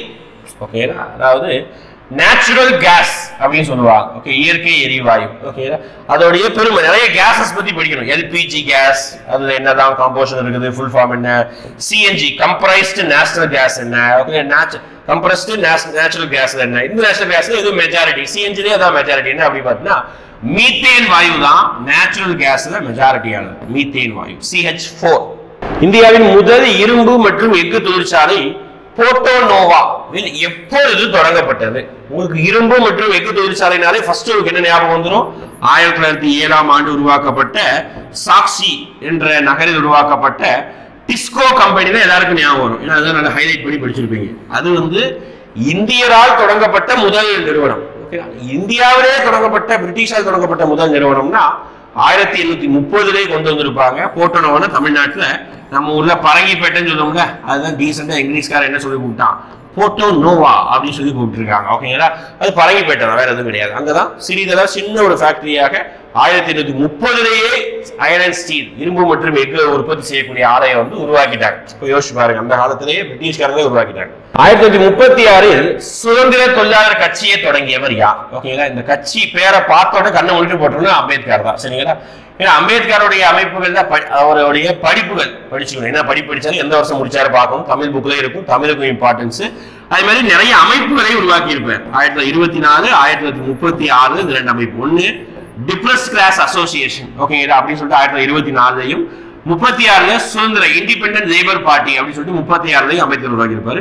இது இல்லாம மூக் நாயக் அப்படின்னு சொல்லிட்டு பத்திரிகை, அப்புறம் வந்து பாத்தீங்கன்னா அனிஹிலேஷன் ஆஃப் காஸ்ட் அப்படின்னு சொல்லிட்டு ஒரு பத்திரிகை சொல்ற பாருங்க, ஒரு புத்தகம், இதெல்லாம் எழுதியிருக்காரு. சரிங்களா, இப்போ ரெண்டு அமைப்பு, அது 36 சுதந்திர தொழிலாளர் கட்சி, 24 டிப்ரஸ் கிளாஸ் அசோசியேஷன். சரிங்களா, அடுத்து ஒரு ஸ்டேட்மெண்ட். இந்த மாதிரிதான் டிஎன்பிஎஸ்சில இப்போ கேட்கக்கூடிய கேள்விகளுடைய வழக்கமே இதுதான். கொட்டேஷன் கொடுத்து அது யார் சொன்னது அப்படின்னு கேட்கிறாங்க. கூலி என்பது உழைப்பாளியின் சொந்த மதிப்பிற்கு வழங்கப்படுவது அப்படின்னு சொல்றாங்க. ஓகே, யார் இந்த ஸ்டேட்மெண்ட் சொன்னது அப்படின்னு பார்த்தா காரல் மார்க்ஸ் அவர் சொன்னதுதான். ஓகே, சொந்த மதிப்பிற்காக ஓகேதான் வழங்கப்படுது. இது ஸ்டேட்மெண்டா எடுத்துக்கோங்க, அவ்வளவுதான். அடுத்து ஒரு பெரிய ஒரு ஸ்டேட்மெண்ட் பாருங்க, சுப்பிரமணிய சிவாவை பத்தி. சுப்பிரமணிய சிவானா தமிழ்நாட்டை சேர்ந்த விடுதலை போராட்ட வீரர். உங்களுக்கு 10th புக்ல இந்த பாயிண்ட் தான் இருக்கும். சுப்பிரமணிய சிவாவை பற்றி தவறான கூற்று தான் கேட்கிறாங்க. ஓகே, தவறான கூற்று கீழே ஆப்ஷன் கொடுத்துருப்பாங்க, அதை வச்சு நீங்க சொல்லுங்க. சரிங்களா, ஃபர்ஸ்ட் சுப்பிரமணிய சிவா தர்ம பரிபாலன சமாஜம் என்ற அமைப்பை திருவனந்தபுரத்தில் ஏற்படுத்தினார். சார், சுப்பிரமணிய சிவா தமிழ்நாட்டுக்காரன் சொன்னீங்க, ஆனாலும் ஒரு திருவனந்தபுரத்துக்கு போயிட்டு தர்ம பரிபாலன சமாஜம் அப்படின்ற அமைப்பை உருவாக்கி இருப்பாரு. கரெக்ட். இவர் தூத்துக்குடி, இவருக்கும் ஊவேசாவும் நெருங்கிய ஒரு விடுதலை போராட்டத்தை நெருங்கியவர்கள். ஓகேங்களா, இந்த ஊவேசாவை அரெஸ்ட் பண்ணி வச்சதுக்கு அப்புறம் நிறைய போராட்டம் நடத்துவாங்க. அது ரொம்ப முக்கியமான போராட்டம் சுப்பிரமணிய சிவா நடத்திய போராட்டம். தூத்துக்குடியில் இருக்கக்கூடிய கோரல் மில் ஆலை வேலை நிறுத்தம் 1908 இவர் தலைமையில் நடைபெற்றிருக்கும். மிகப்பெரிய அளவுக்கு போராட்டம் இருக்கும், கழகம் வெடிக்கும். இவர் நடத்தினதுதான். S, correct. 1914 13 ஞான பானு என்ற மாத இதழையும் சென்னையில ஆரம்பிச்சிருப்பாரு. எஸ், இதுவும் கரெக்ட். இவர் பாரத ஆசிரமம், ஓகே, பாரத மாதா பாரத ஆசிரமம் என்ற அமைப்பை காரைக்குடியில் ஆரம்பிச்சிருப்பாரு. காரைக்குடியில் ஆரம்பிச்சிருக்காரு, அவர் தான் ஆரம்பிச்சிருப்பாரு. ஆனா ஊர் காரைக்குடி கிடையாது. ஓ, ஸ்டேட்மெண்ட் கேட்கும் போது எதுல தப்பு பண்ணுவாங்க, எதுல தப்பு வைக்கிறாங்க அப்படின்னா ஊர் பேரு, வருஷம், இந்த மாதிரி விஷயம் தப்பு வைக்கிறாங்க. அப்பதான் கேர்ஃபுல்லா பாத்துக்கோ. ஓகே, காரைக்குடி கிடையாது, பாப்பிராப்பட்டி, தர்மபுரியில் இருக்கக்கூடிய பாப்பிராப்பட்டியில தான் இந்த பாரத மாதா ஆசிரமத்தை வந்து உருவாக்கி இருப்பாங்க. இது மட்டும்தான் தவறு, மீதி 1 2 3 சரி. ஓகே, அப்ப ஆன்சர் வந்து 1 2 3 சரி, 4 வந்து தவறான ஸ்டேட்மெண்ட். ஓகேங்களா, Indian planning is called as அப்படி சொல்றாங்க. இந்தியர்களின் திட்டமிடல் என்பது அப்படின்னு கேட்கிறாங்க. ஓகே, இந்தியாவோட திட்டமிடல் என்பது சோசியல் பிளானிங். இந்தியாவுடைய பிளானிங் என்ன அப்படின்னா சொசைட்டியை இம்ப்ரூவ் பண்ணணும், அதன் மூலமா மக்கள் எல்லாரும் இம்ப்ரூவ் ஆகணும். ஓகே, அதுதான் மெயினா 5 year plan. Okay, 5 year plan நம்ம என்ன அக்செப்ட் பண்ணிருக்கோம், சோசியலிஸ்ட் தான் அக்செப்ட் பண்ணிருக்கோம். அதாவது இது இந்தியாவுடைய பிளானிங்கிறது வந்து ஒரு சோசியல் பிளானிங். ஓகே, அடுத்து தாதாபாய் நவ்ரோஜியை பத்தி ஒரு ஸ்டேட்மெண்ட். தாதாபாய் நவ்ரோஜி 1892. ஆமா, இந்தியாவின் முது பெரும் மனிதர் தாதாபாய் நவ்ரோஜி. பிரிட்டிஷ் பாராளுமன்றத்தின் உறுப்பினரான, ஆசியாவிலிருந்து உறுப்பினரான முதல் நபர் இவர் தான். தாதாபாய் 1892 பிரிட்டிஷ் பாராளுமன்றத்திற்கு தேர்ந்தெடுக்கப்பட்டார். Yes, correct. இந்திய தேசிய காங்கிரசின் தலைவராக 3 முறை தேர்ந்தெடுக்கப்பட்டார். ஆமா, இந்திய தேசிய காங்கிரஸ் தலைவர் அப்படின்னு சொல்லுவாங்க. தலைவர்னா லீடர் அப்படின்னு சொல்லிட்டு 3 டைம்ஸ், ஒரு டைம் கிடையாது, 2 டைம் கிடையாது, 3 டைம் இவர் தேர்ந்தெடுக்கப்பட்டிருப்பார். ஓகேங்களா, 2 ஸ்டேட்மெண்ட்டும் சரிதான். தாதாபாய் நவ்ரோஜி பொறுத்த வரைக்கும் 1 and 2 சரியானதான் இருக்கிறாங்க. ஆமா, சரியானதான் இருக்கிறாங்க. ஒத்துழையாமை இயக்கத்திற்கு தமிழ்நாட்டை பொறுத்த வரைக்கும் ஒத்துழையாமை இயக்கம் தலைமை தாங்கி நடத்துகிறார். ஓகே, ஒத்துழையாமை இயக்கம் அப்படின்னாலே 1920களில் கொண்டு வரப்பட்ட இயக்கம் தான் ஒத்துழையாமை இயக்கம். நான் கோஆபரேஷன் மூவ்மெண்ட் அப்படின்னு சொல்லுவாங்க ஒத்துழையாமை இயக்கம். இது வந்து காந்தி, அதுக்கு முன்னாடி வந்து ரவுலட் சத்தியாகிரகம், ரவுலட் சட்டம், அப்புறம் ஜாலியன் வாலாபாக், நிறைய இன்சிடென்ட் நடந்திருக்கும். அதெல்லாம் தொடர்ந்து கிலாபத் இயக்கம், இதெல்லாம் தொடர்ந்து தான் வந்து ஒத்துழையாமை இயக்கத்தையே வந்து காந்தி வந்து ஸ்டார்ட் பண்ணியிருப்பாரு. நார்த் இந்தியாவில் ஸ்டார்ட் பண்ணியிருப்பாரு. தமிழ்நாட்டில் ஒவ்வொரு இடத்துக்கும் தலைமை தான் எடுத்திருப்பாங்க. தமிழ்நாட்டில் ஆப்ஷன் சொல்லிடலாம். வஉசி தான் சுதேசி இயக்கத்தோட முடிஞ்சு போச்சு. ஓகே, சுதேசி இயக்க கப்பல் விட்டாரு, தூக்கி ஜெயில போட்டாங்க, செக்யூரிட்டி வச்சுட்டாங்க. ஓகே, சுப்பிரமணிய சிவாவும் நிறைய பத்திரிகை ஆசிரமம், அதுக்கப்புறம் பார்த்துக்கிட்டீங்கன்னா நம்மளுடைய என்ன சொல்றது கோரல் மில் ஆரை இதுதான் வந்திருப்பாரு. நான் கோஆபரேஷன் மூவ்மெண்ட் தான் இருந்திருக்க மாட்டாரு. அப்ப அவரும் கிடையாது. சுப்பராயன் பெரிய நம்ம கேள்விப்பட்டிருக்க மாட்டோம். ராஜாஜி தான் இந்திய தமிழ்நாட்டோட விடுதலை போராட்டம்னால ராஜாஜி தான். இந்த உப்பு சத்தியாகிரகமா இருக்கட்டும், ஒத்துழையாமை இயக்கமா இருக்கட்டும், சட்ட மறுப்பு இயக்கமா இருக்கட்டும், எல்லாத்துக்குமே ராஜாஜி தான். சரிங்களா? After devaluation the import of products from the abroad usually becomes நாணய மதிப்பை குறைத்த பிறகு வெளிநாடுகளில் இருந்து இறக்குமதி செய்யும் பொருட்களின் விலை என்னவாக இருக்கும் அப்படின்னு சொல்றாங்க. ஓகேங்களா? அப்போ ஒரு வேல்யூ சொல்லுவாங்க. என்ன அப்படி பாத்தீங்கன்னா எக்கனாமிக்ஸ்ல ரெண்டு வார்த்தை. ஒண்ணு டிமானிட்டைசேஷன் அப்படின்னு சொல்லுவாங்க. அப்படின்னா பண மதிப்பு நீக்கம், பணத்தோடைய மதிப்பை நீக்கிடுவாங்க. டிவேல்யூவேஷன் அப்படின்னா பணத்தோடைய மதிப்பை குறைக்கிறது. ஓகே, பணம் வந்து ஒரு டாலருக்கு நிகரான இந்திய ரூபாய 50 ரூபாய் இருக்குன்னா ஒரு டாலர் நிகரான இந்திய ரூபாய், அதை வந்து இனிமேல் 60 ரூபாயை நம்மளே வாலண்டியரா டாலரை ஸ்ட்ராங் பண்றதுக்காக நம்மளுடைய பணத்தை மதிப்பை நம்மளே குறைப்போம். இதுக்கு பேர் தான் டிவேல்யூவேஷன் அப்படின்னு சொல்லுவாங்க. ஓகேங்களா? பண மதிப்பு குறைத்தல், இதுதான் அர்த்தம். ஒரு டாலருக்கு நிகரான இந்திய ரூபாயின் மதிப்பை குறைத்தல். அப்படி குறைக்கும் போது வெளிநாட்டிலிருந்து ஒரு பொருள் இறக்குமதி செய்யறோம்னா அது யாருக்கு சுமை அதிகமா இருக்கும், விலைவாசி அதிகமா இருக்குமா இருக்குமா, கம்மியா இருக்கிற மாதிரி இருக்குமா, அதிகமா இருக்கிற மாதிரி தான் இருக்கும். அப்போ பொருட்களுடைய விலை வந்து அதிகரிக்கலாம் செய்யும். கான்செப்டா நீங்க புரிஞ்சீங்கன்னா ஈஸியா இருக்கும். சரிங்களா? தமிழ்நாட்டில் உள்ள பன்னாட்டு விமான நிலையம். தமிழ்நாட்டில் நிறைய இடங்களில் விமான நிலையம் வந்துச்சு. ஃபார் எக்ஸாம்பிள் கரண்ட் அஃபேர்ஸ்ல பார்த்தோம், சேலம்ல விமான பயிற்சி பள்ளியை கூட உருவாக்கிட்டாங்க. சேலம், வேலூர் நிறைய இடங்கள்ல டொமஸ்டிக் ஏர்போர்ட் வந்துருச்சு. ஓகேங்களா? பன்னாட்டு விமான நிலையம் அப்படின்னா அது ஒரு 4 விமான நிலையம் இருக்குது. ஓகேங்களா? சென்னை, கோயம்புத்தூர், திருச்சி, மதுரை. ஓகேங்களா? இதுதான் வந்து 4 பன்னாட்டு விமான நிலையம். சரி, அடுத்து பாராளுமன்றம் அல்லது சட்டமன்ற தொகுதிக்கான தேர்தல் பட்டியலை தயாரிப்பது யார்? ஓகேங்களா? தேர்தல் பட்டியல் அப்படின்னா எலக்டோரல் ரோல்ஸ், யாரெல்லாம் அந்த தொகுதியில வாக்களிக்க போறாங்க அப்படிங்கிற ரோல்ஸ், அந்த பட்டியலை வந்து யார் தயாரிப்பாங்க அப்படின்னு பாத்தீங்கன்னா எலக்டோரல் ரெஜிஸ்ட்ரேஷன் ஆபீசர், ERO அப்படின்னு சொல்லுவாங்க. எலக்டோரல் ரெஜிஸ்ட்ரேஷன் ஆபீசர், தேர்தல் பதிவு அதிகாரி, அவர் தான் உருவாக்குவார். ரிட்டர்னிங் ஆபீசர் தான் அந்த டைம் எலெக்ஷன் நடக்கும் பொழுதும் எலெக்ஷன்களுக்கு முன்னாடியும். ஓகேவா? இதெல்லாம் வந்து எலெக்ஷன் ஆரம்பிக்கிறதுக்கு 2 மாசத்துக்கு முன்னாடியே இந்த எலக்டோரல் ரோல் ரெடி பண்ணி வைப்பாங்க. ப்ரிசைடிங் ஆபீசர்னா தலைமை அதிகாரி, அந்த போலிங் பூத் இருக்கக்கூடிய தலைமை அதிகாரி. சீஃப் எலக்டோரல் ஆபீசர் தான் அந்த மாநிலத்துக்கே எலெக்ஷன் நடக்கும் சீஃபே அவர் தான். ஓகே, இந்த மாதிரி வந்து போஸ்டிங் தேர்தல் பதிவு அதிகாரி தான் இதை வந்து அந்த ரோலே வந்து கிரியேட் கொண்டு வருவார். ஓகே, அடுத்து பாலிட்டியில ஒரு statement question, assess reason.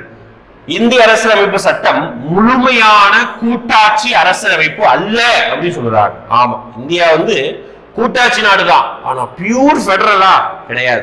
America மாதிரி பியூர் பெடரலா நம்ம ஊர்ல மாநில அரசு ஒரு சட்டம் வேணாம் அப்படின்னா அந்த சட்டம் வேணாம போகுமா? கிடையாது. ஜிஎஸ்டி நிறைய மாநிலங்கள், நிறைய ஒரு 4-5 மாநிலங்கள் எதிர்த்தாங்க. ஆனா ஜிஎஸ்டி நடைமுறைக்கு வந்துட்டா நீட் தமிழ்நாடு மாநிலம் மிகப்பெரிய அளவு எதிர்த்துட்டு இருக்கு. வந்துடுச்சா?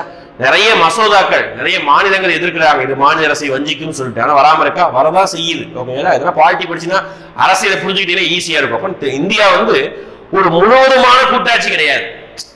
அதாவது கூட்டாட்சி அப்படின்னா இந்த சைடு ஸ்டேட், இந்த சைடு சென்டர். ஓகேங்களா? ஸ்டேட் பக்கம் சாயிர மாதிரி இருந்தாதான் என்ன சொல்றது அப்படின்னா கூட்டாட்சி. இங்க கரெக்டா செங்குத்து நடுவே நிக்கல, சென்டர். ஓகே, சென்ட்ரல் கவர்மெண்ட்டுக்கு சாதகமா இருக்கக்கூடிய விஷயங்கள் தான் இங்க நம்ம ஊர்ல இருக்கக்கூடிய கூட்டாட்சி. முழுமையான கூட்டாட்சி அல்ல அப்படின்னு சொல்லிருக்காங்க. கரெக்டான ஸ்டேட்மெண்ட். காரணம் என்ன சொல்றாங்க பாருங்க, அமைப்பு செயல் சமநிலையானது ஒன்றியத்தின் வலிமைக்கு சாதகமாக இருக்கிறது. அதாவது ஸ்ட்ரக்சரல், இந்தியாவுடைய ஸ்ட்ரக்சரல் அண்ட் ஃபங்க்ஷனல். ஓகேங்களா? அதாவது இந்தியாவுடைய அமைப்பு, கான்ஸ்டிடியூஷனோட அமைப்பு, எழுதும் போது அப்படிதான் எழுதி வச்சிருக்காங்க. கூட்டாட்சி தான், ஆனா சென்டர் பயாஸா இருக்கும். ஓகே, சென்ட்ரல் கவர்மெண்ட்டுக்கு ஆதரவாக தான் கூட்டாட்சி இருக்கும். ஒரே விஷயத்துல ஸ்டேட் கவர்மெண்ட்டும் சென்ட்ரல் கவர்மெண்ட்டும் சட்டம் ஏற்றுறாங்கன்னா சென்ட்ரல் கவர்மெண்ட் கொண்டு வந்த சட்டம் தான் வந்து அப்பீல் ஆகும். ஓகேங்களா? அப்போ அதுதான் சொல்றாங்க, ஒன்றியம்னா சென்ட்ரல் கவர்மெண்ட்டுக்கு வலிமைக்கு தான் சாதகமா இருக்கு சொல்றாங்க. கரெக்ட் தான். இதுக்கு இது சரியான விளக்கமும் ஆகும். ஓகேங்களா? அடுத்து பின்வரும் கூட்டில் எது சரியானது? இந்திய அரசியல் சட்டத்தின் முகவுரையில் கடைசி வரியாகும். ஓகேங்களா? முகவுரையில ஒரு காலத்துல முதல் வரி கேட்பாங்க, we the people of India அப்படின்னு சொல்லிட்டு ஆரம்பிக்கும். ஓகேங்களா? முதல் வரி. அதுல என்ன டேட் இருக்கு, இதுல என்னதான் இருக்குதுன்னு கேட்பாங்க. ஓகே, எப்போ முகவுரை மொத்த கான்ஸ்டியூஷன் எப்போ அடாப்ட் பண்ண கேட்பாங்க. இது முகவுரையுடைய கடைசி வரி என்ன அப்படின்னு கேட்கிறாங்க. கடைசி வரி என்ன அப்படின்னு பாத்தீங்கன்னா ஆப்ஷன் பி இருக்கு பாருங்க. இவ்வரியாக டு ஹியர் பை அப்படின்னு சொல்லுவாங்க. இவ்வரியாக அரசியல் சட்டத்தினை தன் வயமாக்கி எங்களுக்கு அளித்துக் கொள்கிறோம். அதாவது மக்களால் இயற்றப்பட்டு மக்களே அதை வந்து நாங்களே பெற்றுக் கொள்கிறோம் அப்படின்னு சொல்லியிருப்பாங்க. Do hereby adopt, enact and give to ourselves this constitution அப்படின்னு சொல்றாங்க. தங்களுக்கு தானே வழங்கிக் கொள்றாங்க அப்படிங்கிற கடைசி வரி இருக்கும். சரிங்களா? அடுத்து which are the following statement identify the true statements of the Indian constitution. ஓகேங்களா? அதாவது கரெக்டான ஸ்டேட்மெண்ட்டை தேர்ந்தெடுத்து சொல்றாங்க. இந்திய அரசியலமைப்பு சட்டம் சமூகங்களால் கட்டமைக்கப்பட்ட ஒரு ஆவணம் அப்படின்னு சொல்றாங்க. ஓகே, சமூகங்கள்னா சொசைட்டியால கட்டமைக்கப்பட்ட ஒரு ஆவணம். ஆமா, சொசைட்டி எப்படி இருக்குதோ அதை வச்சுதான் நம்மளே வந்து கான்ஸ்டிடியூஷன் எழுதி வச்சிருக்கோம். கரெக்ட் தானே? ரைட். இந்தியாவில் அதிகமா ஜாதிகள் இருக்கு, ஜாதி குடிமையில் அதிகமா இருக்கிறதுனால தான் ஜாதி பார்க்கக்கூடாதுன்னு எழுதி வச்சிருக்கோம். பாலின பாகுபாடு, ஆண் பெண் பாகுபாடு அதிகமா இருக்கிறதுனால தான் பாலின பாகுபாடு கூடாதுன்னு எழுதி வச்சிருக்கிறோம். சரிங்களா? இந்திய அரசியலமைப்பு சட்டம் என்பது எழுதப்படாத மரபு வழக்காறுகள் ஆகும் அப்படின்னு சொல்றாங்க. தவறு. இந்த ஒரு வார்த்தை வந்தாலே தப்பு. எழுதப்படாத கிடையாது. நம்ம கான்ஸ்டிடியூஷன் எழுதி வச்சுட்டாங்க. பிரிட்டிஷ் கான்ஸ்டிடியூஷன் வந்து எழுதியே வைக்கல. ஓகேங்களா? அவங்க தான் அப்பப்போ நினைச்ச நேரத்துக்கு எழுதிக்குவாங்க. ஓகே, நினைச்ச நேரம் சட்டம் போட்டுக்குவாங்க. ஆனா நம்ம கான்ஸ்டிடியூஷன் அப்படி கிடையாது. ஆல்ரெடி நம்ம எழுதி வச்சோம். இதுதான் லா புக். இதுல நம்ம அப்பப்போ சின்ன சின்ன மாற்றம் பண்ணிக்குவோம். அவ்வளவுதான். ஓகே, எழுதப்படாத மரபுகிற வழக்காறுகள். ஓகே, அடுத்து இந்திய அரசியலமைப்பு சட்டம் என்பது பாராளுமன்றத்தாலும் நீதிமன்றத்தாலும் உரை விளக்கம் செய்யப்படும் பணுவூல் அப்படின்னு சொல்றாங்க. எஸ், கரெக்ட் தான். ஓகேங்களா? அப்போ 1வது ஸ்டேட்மெண்ட்டும் 3வது ஸ்டேட்மெண்ட்டும் மட்டும்தான் சரி. ஓகேங்களா? 2வது ஸ்டேட்மெண்ட் தவறு. அடுத்து நவீன ஒடிசா எந்த ஆண்டு உருவானது அப்படின்னு சொல்றாங்க. 1936ஆம் ஆண்டு உருவானது. ஒடிசாவை தனி மாகாணமா கிரியேட் பண்ணப்பட்டது வந்து சொல்றாங்க. அதான் நவீன ஒடிசா. ஒரு காலத்துல மெட்ராஸ் மாகாணம், வங்காள மாகாணம், இந்த 2 மாகாணத்துல தான் பாதி ஒடிசாவா இருந்தது. ஒடிசா மொழியாக இருக்கக்கூடிய மக்கள் அவங்க கலாச்சாரம் டிஃபரெண்ட் இருக்கிறதால பிரிட்டிஷ் இருக்க டைம்லயே தனி மாகாணமா பிரிக்கப்பட்டது. நவீன ஒடிசா எப்போ 1936 வந்து உருவாயிருக்கும். ஓகேங்களா? அடுத்த கொஸ்டின் போலாமா? Polity question. ஒரு வெளிநாட்டவர் தனது சொந்த மத நம்பிக்கை இந்தியாவில் கடைபிடிக்க முடியுமா? தாராளமா முடியும். ஓகே, இந்தியாங்கிறது வந்து எந்த மதத்தையும் நீங்க சார்ந்து இருக்கலாம். ஓகே, ஆனா மற்ற நாடுகள் அப்படி கிடையாது. அதுதான் நமக்கு மத உரிமையை மிக அதிகமாக கொடுத்த நாடுன்னா அது இந்தியா தான். ஓகேங்களா?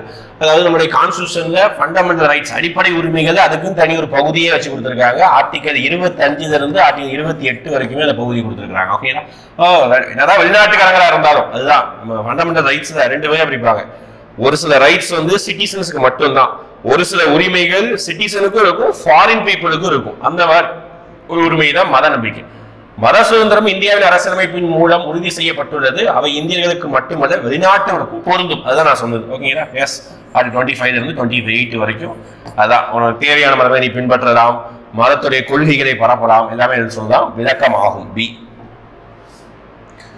கிராம Panchayat development plan award was introduced during the year of. கிராம பஞ்சாயத்து வளர்ச்சி திட்ட விருது அறிமுகப்படுத்தப்பட்ட ஆண்டு 2018ஆம் ஆண்டு. இந்த ஒரு கிராமம், அதாவது கிராமத்தை டெவலப் பண்றதுக்காக ஒவ்வொரு வில்லேஜ் பஞ்சாயத்துக்கும் ஒரு அவார்டு மாதிரி கொடுக்கறது மாதிரி பிளான் பண்ணியிருந்தாங்க. அதான் 2018ஆம் ஆண்டு வளர்ச்சி திட்ட விருது. ஓகேங்களா? 2018. அடுத்த கொஸ்டின். பாராளுமன்றத்தின் மதிப்பீட்டு குழுவில் டேஷ் சங்கத்தினர் உள்ளனர். அதாவது பாராளுமன்றம் நிறைய கமிட்டிஸ் இருக்கும். எஸ்டிமேட் கமிட்டி, பட்ஜெட் கமிட்டி அப்படின்னு சொல்லி நிறைய கமிட்டி இருக்கும். அதுல மதிப்பீட்டு குழு தான். அதாவது எஸ்டிமேட் கமிட்டியில எத்தனை மெம்பர்ஸ் அப்படின்னு சொல்றாங்கன்னா 30 மெம்பர்ஸ் இருப்பாங்க. ஆவரேஜா எல்லா கமிட்டிக்கும் 30 மெம்பர்ஸ் தான் இருப்பாங்க. சரிங்களா? ஒரு சில கமிட்டியை தவிர இது எல்லாத்துக்குமே 30 மெம்பர்ஸ் தான். அடுத்து மதச்சார்பற்ற மக்களாட்சி பற்றி பின்னொரு சுற்றுவது எவை சரியானது அப்படின்னு கேட்கிறாங்க. ஓகே, அரசு எந்த ஒரு மதத்தாலும் கட்டுப்படுத்த முடியாது. கரெக்ட் தான். ஓகேங்களா? ஒரு அரசாங்கம் இருக்குது, நம்ம அரசு இருக்குது. அந்த அரசை வந்து ஒரு மதம் வந்து அந்த அரசை வந்து கண்ட்ரோல் பண்ண முடியுமா? இந்தியாவை கண்ட்ரோல் பண்ண முடியாது. ஆனா அமெரிக்கா இங்கிலாந்துல கண்ட்ரோல் பண்ண முடியும். ஒருவருடைய மத நிமித்தம் அவர்கள் மீது அரசு பாகுபாடு காட்டும். அதாவது ஒரு மதத்தின் மீது அரசு வந்து என்ன செய்யும்? ஒரு பாகுபாடு, டிஸ்கிரிமினேஷனை கொண்டு வரும் அப்படின்னு சொல்றாங்க. தப்பு. ஓகேங்களா? அது எப்படி ஒரு அரசு எந்த மதத்தையும் சாராம இருக்கும் பொழுது அரசு மட்டும் எப்படி ஒரு குறிப்பிட்ட மதத்துக்கு மட்டும் டிஸ்கிரிமினேஷன் பார்க்கும்? அப்படி பார்க்காது. ஒருவர் எந்த மதத்தை பின்பற்ற விரும்புகிறாரோ அதை கடைபிடிக்கும் உரிமையை அரசு அனைவருக்கும் உறுதி செய்கிறது. இதுதான் நம்ம அடுத்து அப்பவே பார்த்தது. ஓகேங்களா? அப்போ 1வது ஸ்டேட்மெண்ட்டும் 3வது ஸ்டேட்மெண்ட்டும் சரி. ஓகேங்களா? அது மட்டும் தான் சரி. 2வது ஸ்டேட்மெண்ட் தவறு. கேர்ஃபுல்லா வாசிக்கோங்க. அவ்வளவுதான். சின்ன சின்ன விஷயம் தான், எளிமையானதுதான். ஹைக்கூ கவிதையின் தமிழ் பெயர் என்ன? ஹைக்கூ, ஹைக்கூ, லிமெரிக்கு, இதெல்லாம் புது கவிதைகளுடைய ஒரு வடிவம் தான் இந்த ஹைக்கூ, லிமெரிக்கு. ஓகேங்களா? இதை வந்து நிறைய புதிதாக எழுத ஆரம்பிச்சவர்கள் சொல்லுவாங்க. இதுக்கு தமிழ் பெயர் என்ன? ஓகேங்களா? குறும்பா அப்படின்னு சொல்லுவாங்க. குறும்பாங்கிறது தான் வந்து ஹைக்கூ கவிதையுடைய உண்மையான தமிழாக்க பெயர். அடுத்து யூனிட் 8 ஒரு கொஸ்டின். பாவை பாடிய வாயால் கோவை பாடியவர் யார் அப்படின்னு கேட்பாங்க. ஓகேங்களா? அதாவது பாவைனா திருப்பதிகம், அதாவது புகழ்ந்து பாடக்கூடிய பாவைகள், இது எல்லாத்தையும் பாடி அதே வாயால திருக்கோவை அப்படின்னு சொல்லக்கூடிய கோவைகளையும் பாடியிருப்பார். அப்படி யாரு அப்படின்னு மாணிக்க வாசகர் தான் சொல்லுவாங்க. பாவை பாடிய வாயால் கோவை பாடியவர் அப்படின்னு சொல்லிட்டு. சரிங்களா? அடுத்து சீக்கியர்களின் புனித நூல். எப்படி வந்து நமக்கு இஸ்லாமியர்களுக்கு புனித நூலான குரான், கிறிஸ்தவர்களுக்கு புனித நூலான பைபிள் சொல்றோமோ அது மாதிரி சீக்கியர்களுடைய புனித நூல் குரு கிராந்தம் அப்படின்னு சொல்லுவாங்க. குரு கிராந்தம் அந்த நூலை வந்து துவக்கப்பட்டது, எழுதப்பட்டது துவக்கப்பட்டதுதான் சொல்லணும் அர்ஜுன் சிங். அதாவது 5வது சீக்கிய குருவான அர்ஜுன் சிங் தான் இந்த குரு கிராந்தம் தொகுத்து வழங்கியிருப்பாங்க. ஓகேங்களா, இது எல்லாமே வந்து முகலாயத்தையும் நடந்த விஷயங்கள் தான். அடுத்து யூனிட் 8லயே சங்கங்களை பற்றிய வரலாறு கீழ்கண்ட எந்த நூலில் காணப்படுகிறது அப்படின்னு சொல்றாங்க. ஓகே, சங்கங்கள் அப்படின்னா தமிழ்ல நடந்தது முச்சங்கம், முதல், இடை, கடை அப்படின்னு சொல்லுவாங்க. முதல் சங்கம், இடைச்சங்கம், கடைச்சங்கம். கடைச்சங்கம் தான் இன்றைய மதுரை. இடைச்சங்கம் வந்து கபாடபுரத்திலையும், முதல் சங்கம் வந்து தென் மதுரையில நடைபெற்றிருக்கும். ஓகேங்களா, மூன்றையும் எத்தனை புலவர்கள் யாரு பங்கேற்றாங்க, யார் அதை வந்து பேட்ரனைஸ் முன்மொழிஞ்சாங்க இதெல்லாம் சொல்லுவாங்க. அப்ப எதுக்காக கொடுத்திருக்குன்னா 8 தொகுதியில் இருக்கா இருக்கு, 10 பாட்டுல இருக்கா இருக்கு, இறையனார் எழுதிய கலவையில் உரையில் இருக்கா அதுலயும் இருக்குது. இவை அனைத்திலையுமே சங்கங்களை பற்றியான குறிப்பு, வரலாறு குறிப்புகள் உள்ளது. சரிங்களா. அடுத்து பின்வரும் எந்த பகுதிகளில் நீர் உறிஞ்சப்படுகிறது? ஓகேங்களா, ஒரு பயாலஜி கொஸ்டின். நீர் மீறனா வாட்டர் ரீசால்வபிள் அப்படின்னு சொல்றாங்க. நீர் வந்து உறிஞ்சுகிறது அப்படின்னு சொல்றாங்கன்னா ரீனல் குடல், உடல் பகுதியில் ரீனல் குடல்லையும் பெருங்குடல்லையும் தான் என்ன செய்யுது, நீரை உறிஞ்சுகிறது. மீறி கணையம் கல்லீரல் கிடையாது, அதெல்லாம் செரிமான குடல். ஓகேங்களா, அப்போ ஆப்ஷன் பி 1 and 4. அடுத்து தமிழ் மொழிகள்ல லத்தீன் மொழியில் அளவிற்கு மிக பழமையானது அப்படின்னு கூறிய அப்பேராசிரியர் யாரு? இவங்க எல்லாருமே தமிழ்ல வந்து வெளிநாட்டவர்களாக இருந்து தமிழ் மொழியை மிக மிக அளவுக்கு ஒரு பெருமைப்படுத்தி அதை வந்து ஆராய்ச்சி நிறைய பண்ணியிருப்பாங்க. அதுல எரிஸ் தான் ஃபர்ஸ்ட் ஆரம்பிச்சிருப்பாரு. அடுத்த கால்டுவெல் 1856ஆம் ஆண்டு திராவிட மொழியின் ஒப்பிலக்கணம் சொல்லிட்டு அதை ஆரம்பிச்சிருப்பாரு. அது மெயினா லத்தீன் மொழிக்கு இணையானது பழமையானது அப்படின்னு சொல்லினாரு யார் அப்படின்னா ஜார்ஜ் எல்ஹார்ட் அவர் தான் வந்து சொல்லியிருப்பாரு. ஓகேங்களா, ஜி போப் நிறைய மொழிபெயர்த்து இருப்பார் நூல்கள் எல்லாத்தையும். ஓகேங்களா, அடுத்து நம்ம பாட்னில, ஓகேங்களா, பாட்னில தாவரவியல்ல தாவரங்களோட இருக்கக்கூடிய உறுப்புகள் இருக்கக்கூடிய சின்ன சின்ன விஷயங்களை தான் வந்து சொல்லியிருக்காங்க. ஓகே, அது என்ன விஷயம், அது தொடர்பான விஷயம் கேட்கிறாங்க. ஆக்சின் அது என்ன செய்யுது அப்படின்னா IAA அப்படின்னு சொல்லுவாங்க. 3 சைட்டோகைனின் தொடர்புடைய ரிச்மண்ட் லாங் விளைவு அப்படின்னு சொல்லுவாங்க. சைட்டோகைனின் அதுதான். ஓகேங்களா, ஜிப்ராலின் என்ன செய்யும் அப்படி பார்த்தா போல்டிங் விளைவு அப்படின்னு சொல்லுவாங்க. அப்சசிக் அமிலம் அப்படின்னா வளர்ச்சி அடக்கி, ஒரு தாவரங்களுடைய வளர்ச்சி அடக்குவதற்காக என்ன அமிலம் யூஸ் பண்ணுவாங்கன்னா அப்சசிக் அமிலம் யூஸ் பண்ணுவாங்க. 3412. ஓகேங்களா, சி ஆப்ஷன். அடுத்து நந்திமலையில் யார் தனது அரசியல் வாழ்விற்கு பிறகு ஆசிரமத்தை நிறுவினார்? இந்த ஆசிரமம் ஆல்ரெடி நம்ம சுப்பிரமணிய சிவாவுடைய ஆசிரமம் பாபிரெட்டா பட்டியலை பார்த்திருந்தோம், நம்ம பாரத ஆசிரமம் பார்த்திருந்தோம். இங்க நந்திமலையில் அரசியல் வாழ்வுக்கு ஒரு ஆசிரமத்தை உருவாக்குறது யாரு அப்படின்னா நீலகண்ட பிரம்மச்சாரி. இவர் தான் வந்து நந்திமலையில ஆசிரமத்தை உருவாக்குறது. ஐயனம் தமிழ்நாடு தொடர்பான மூமெண்ட். ஓகேங்களா, அடுத்த சங்ககாலத்துல பெண்கள் தலைமுடியில் அணியும் ஆபரணம். ஓகேங்களா, காதல் அணியக்கூடிய கிடையாது, தலைமுடியில அணியக்கூடிய ஒரு நகை மாதிரி ஆபரணம் எதை சொல்றாங்க அப்படி பண்ணு. இது எல்லாமே ஆபரணம் தான். வலம்புரி, வயந்தகம், அப்புறம் வந்து புள்ளகம், தொய்யகம். ஓகே, இந்த தொய்யகம் தான் என்னது தலையில் அணியக்கூடிய ஒரு ஆபரணம், தொய்யகம் அப்படின்னு சொல்லுவாங்க. அடுத்து டேஸ் துறைமுகம் முத்து குளிப்பதற்கு மற்றும் சங்குகளை சேகரிப்பதற்கு பெயர் பெற்றது அப்படின்னு சொல்றாங்க. இந்த துறைமுகம் வந்து முத்து குளிக்கிறதுக்கும் சங்குகளை சேகரிப்பதற்கும் பெயர் பெற்றது அப்படி பாத்தீங்கன்னா கொற்கை துறைமுகம் தான். ஓகேங்களா, முத்து குளிப்பல் அப்படின்னா அது ரொம்ப ஃபேமஸ். மேல இருந்து நடு படகுல இருந்து மூச்சு தம் கட்டி முத்து ஆழ்கடல் போயிட்டு முத்து எடுத்து விடுவாங்க. அவ்வளவு நேரம் மூச்சு தம் கட்டி இருப்பாங்க. அதே மாதிரி சங்குகளை சேகரிப்பதற்கும் கொற்கை துறைமுகம் தான் ரொம்ப முக்கியமானது. ஓகேங்களா, அடுத்து பின்வரும் எந்த ஆறு தமிழ்நாட்டில் பாயவில்லை அப்படின்னு சொல்றாரு? எல்லாமே நீ கேட்ட வராகா நதி, வைப்பாறு, ஓகேங்களா, வைகை, இது எல்லாமே வந்து நம்ம ஊர் தான். பெண்ணாறு ரிவர் கர்நாடகால பாயக்கூடிய ஒரு ரிவர். ஓகேங்களா, இது வந்து ஒரு கிளை நதி தான். இது தமிழ்நாட்டு கிடையாது. மீதி எல்லாமே வைகை தான் இந்த மதுரையில. ஓகேங்களா, வைப்பாறு எல்லாமே சவுத்துல விழுப்புரம் பக்கத்துல பாயக்கூடிய வாரிகள் தான். வராகா நதி இது எல்லாமே சின்ன சின்ன நதிகள் தான். பெண்ணாறு தமிழ்நாட்டில் பாயக்கூடிய நதி அல்ல. அடுத்து பின்வரும் எந்த அணை ஸ்டான்லி அணை எனவும் அழைக்கப்படுகிறது? ரொம்ப ஃபேமஸ் ஆனது உங்களுக்கு குறிக்கலாம் போவோம். என்ன அணை அப்படின்னா மேட்டூர் அணை. ரொம்ப ஃபேமஸ் ஆனது மேட்டூர் அணை தான். என்ன சொல்லுவாங்க ஸ்டான்லி அணை. அதுதான் நியூஸ்ல கூட நிறைய ஸ்டான்லி அணை தான் அப்படின்னு சொல்லுவாங்க. ஓகே, அடுத்து சங்க இலக்கியங்களை ஓலைச்சுவடியிலிருந்து மீட்டி எடுத்து தமிழுக்கு புத்துயிரூட்டியவர். இந்த வார்த்தையை பார்த்த உடனே யார் தான் ஞாபகம் வரும் அப்படிப்பட்ட ஊவேஸ் ஞாபகம். கொஸ்டின் ஃபுல்லா வாசிக்கணும். புத்துயிர் ஊட்டியவர்களில் பொருந்தாதவர் யார்? உடனே வாசிக்கிறார். ஆப்ஷன் ஏ அதுக்கு தான் வச்சிருக்குது. ஓகே, ஊவேசம் போட்டு வந்துருவாங்க. பொருந்தாதவர் யார்? ஊவேசம் மட்டும் பண்ணது, ஊவேசம் நிறைய பண்ணது. தமிழை காத்தவரே அவர் தான். ஓகேடா, யார் காப்பான் என்று இருக்கும் பொழுது தமிழை காத்தவர் தான் யார் அப்படின்னா ஊவே சொல்லுவாங்க. ஊவேசா, ஆறுமுக நாவலர், தாமோதர பிள்ளை 3 பேருமே ஓலைச்சுவடியிலிருந்து நிறைய இலக்கியங்களை பதிப்பிச்சிருப்பாங்க. ஓகேங்களா, யாழ்ப்பாணத்துல இருந்தும் தமிழ்நாட்டில் இருந்தது. மீனாட்சி சுந்தரனார் மட்டும் கிடையாது. ஓகேங்களா, அவரு ஓலைச்சுவடியிலிருந்து பெரிய அளவுக்கு எதுவும் பதிப்பிச்சிருக்க மாட்டாரு. சரிங்களா. அடுத்து குடுமியான் மலை இசை கல்வெட்டு யாருடைய காலத்தை சேர்ந்தது? ஓகே, கல்வெட்டு யாருடைய காலத்தை சேர்ந்தது? ஓகே, அதுவும் குடுமியான் மலை இசை கல்வெட்டு முதலாம் மகேந்திரனுடைய காலத்தை சேர்ந்தது. இவருடைய காலத்திலே பாத்தீங்கன்னா தட்சிண சித்திரம், அப்புறம் பாத்தீங்கன்னா குடிகாரர்களின் மகிழ்ச்சி என்று அழைக்கப்படக்கூடிய ஒரு நூல். ஓகேங்களா, மத்த விலாச பிரகசனம். ஓகேங்களா, இந்த மாதிரி நூல்களை மகேந்திர பல்லவர் எழுதியிருப்பாரு. ஓகேங்களா, மண்டகப்பட்ட கல்வெட்டும் இவருடைய காலத்துல சொல்லக்கூடியதுதான். 600 இருந்து 630 வரைக்கும் இவருடைய காலம், பல்லவ ஆட்சி காலத்துல இருந்திருப்பாரு. ஓகேங்களா, மத்த விலாசங்கிற பட்ட பெயரு. ஓகேங்களா, சமண சமயத்திலிருந்து சைவ சமயத்திற்கு மாறி இருப்பாரு அப்பருடைய தூண்டுதல் காரணமாக. இவருடைய பையன் தான் முதலாம் நரசிம்மவர்மன். சரிங்களா, அதே பல்லவ வம்சத்துல நந்திவர்ம பல்லவனின் காசக்குடி செப்பேடு எப்படி கல்வெட்டு ரொம்ப முக்கியமானதோ அதே மாதிரி செப்பேடுகளும் முக்கியம். ஓகேங்களா, அப்ப நந்திவர்ம பல்லவனுடைய காசக்குடி செப்பேடுகள்ல எதை பத்தி சொல்லுது? கொடையை பத்தியா, வரிகளை பத்தியா, அபராதத்தை பத்தியா, வேளாண்மை பத்தியா? நீங்க 11th புக் எடுத்து பாத்தீங்கன்னா பல்லவர்கள் டாபிக்ல ஒரு பெரிய பாக்ஸ் போட்டு கொடுத்திருப்பாங்க 11ஆம் புதிய புத்தகத்துல. அதுல காசக்குடி செப்பேடு இமேஜை கொடுத்துட்டு அது எதை பத்தி சொல்லுது அப்படின்னு சொல்லி கொடுத்திருப்பாங்க. நந்திவர்மனுடைய அபராதம் ஃபைன்ஸை பத்தி பேசக்கூடியதுதான் இந்த காசக்குடி செப்பேடு. ஓகேங்களா, ரைட்டா? நெக்ஸ்ட் கொஸ்டின், பின்வரும் யாரை வெற்றி கொண்டதன் நினைவாக கங்கை கொண்ட சோழபுரம் கட்டப்பட்டது? ஓகேங்களா, சோழர் காலத்துல கோவில்கள் தான் ரொம்ப பெருமை. அவருடைய வெற்றியின் நினைவாக அவருடைய பெருமையை நிலைநாட்டுவதற்கு கோவில் கட்டுவாங்க. வானளவில் கோவில், தஞ்சை பெரிய கோவில், மிக அழகான சிற்பங்களை கொண்ட கோவில் கங்கை கொண்ட சோழபுரம். இது கங்கை ஆற்றில் இருக்கக்கூடிய மன்னர்களை வெற்றி கொண்ட நினைவாக, ராஜேந்திர சோழனின் வெற்றி கொண்டதன் நினைவாக, அதுவும் முதலாம் ராஜேந்திர சோழன் வெற்றி கொண்டதன் நினைவாக கங்கை கொண்ட சோழபுரம் கட்டப்பட்டது.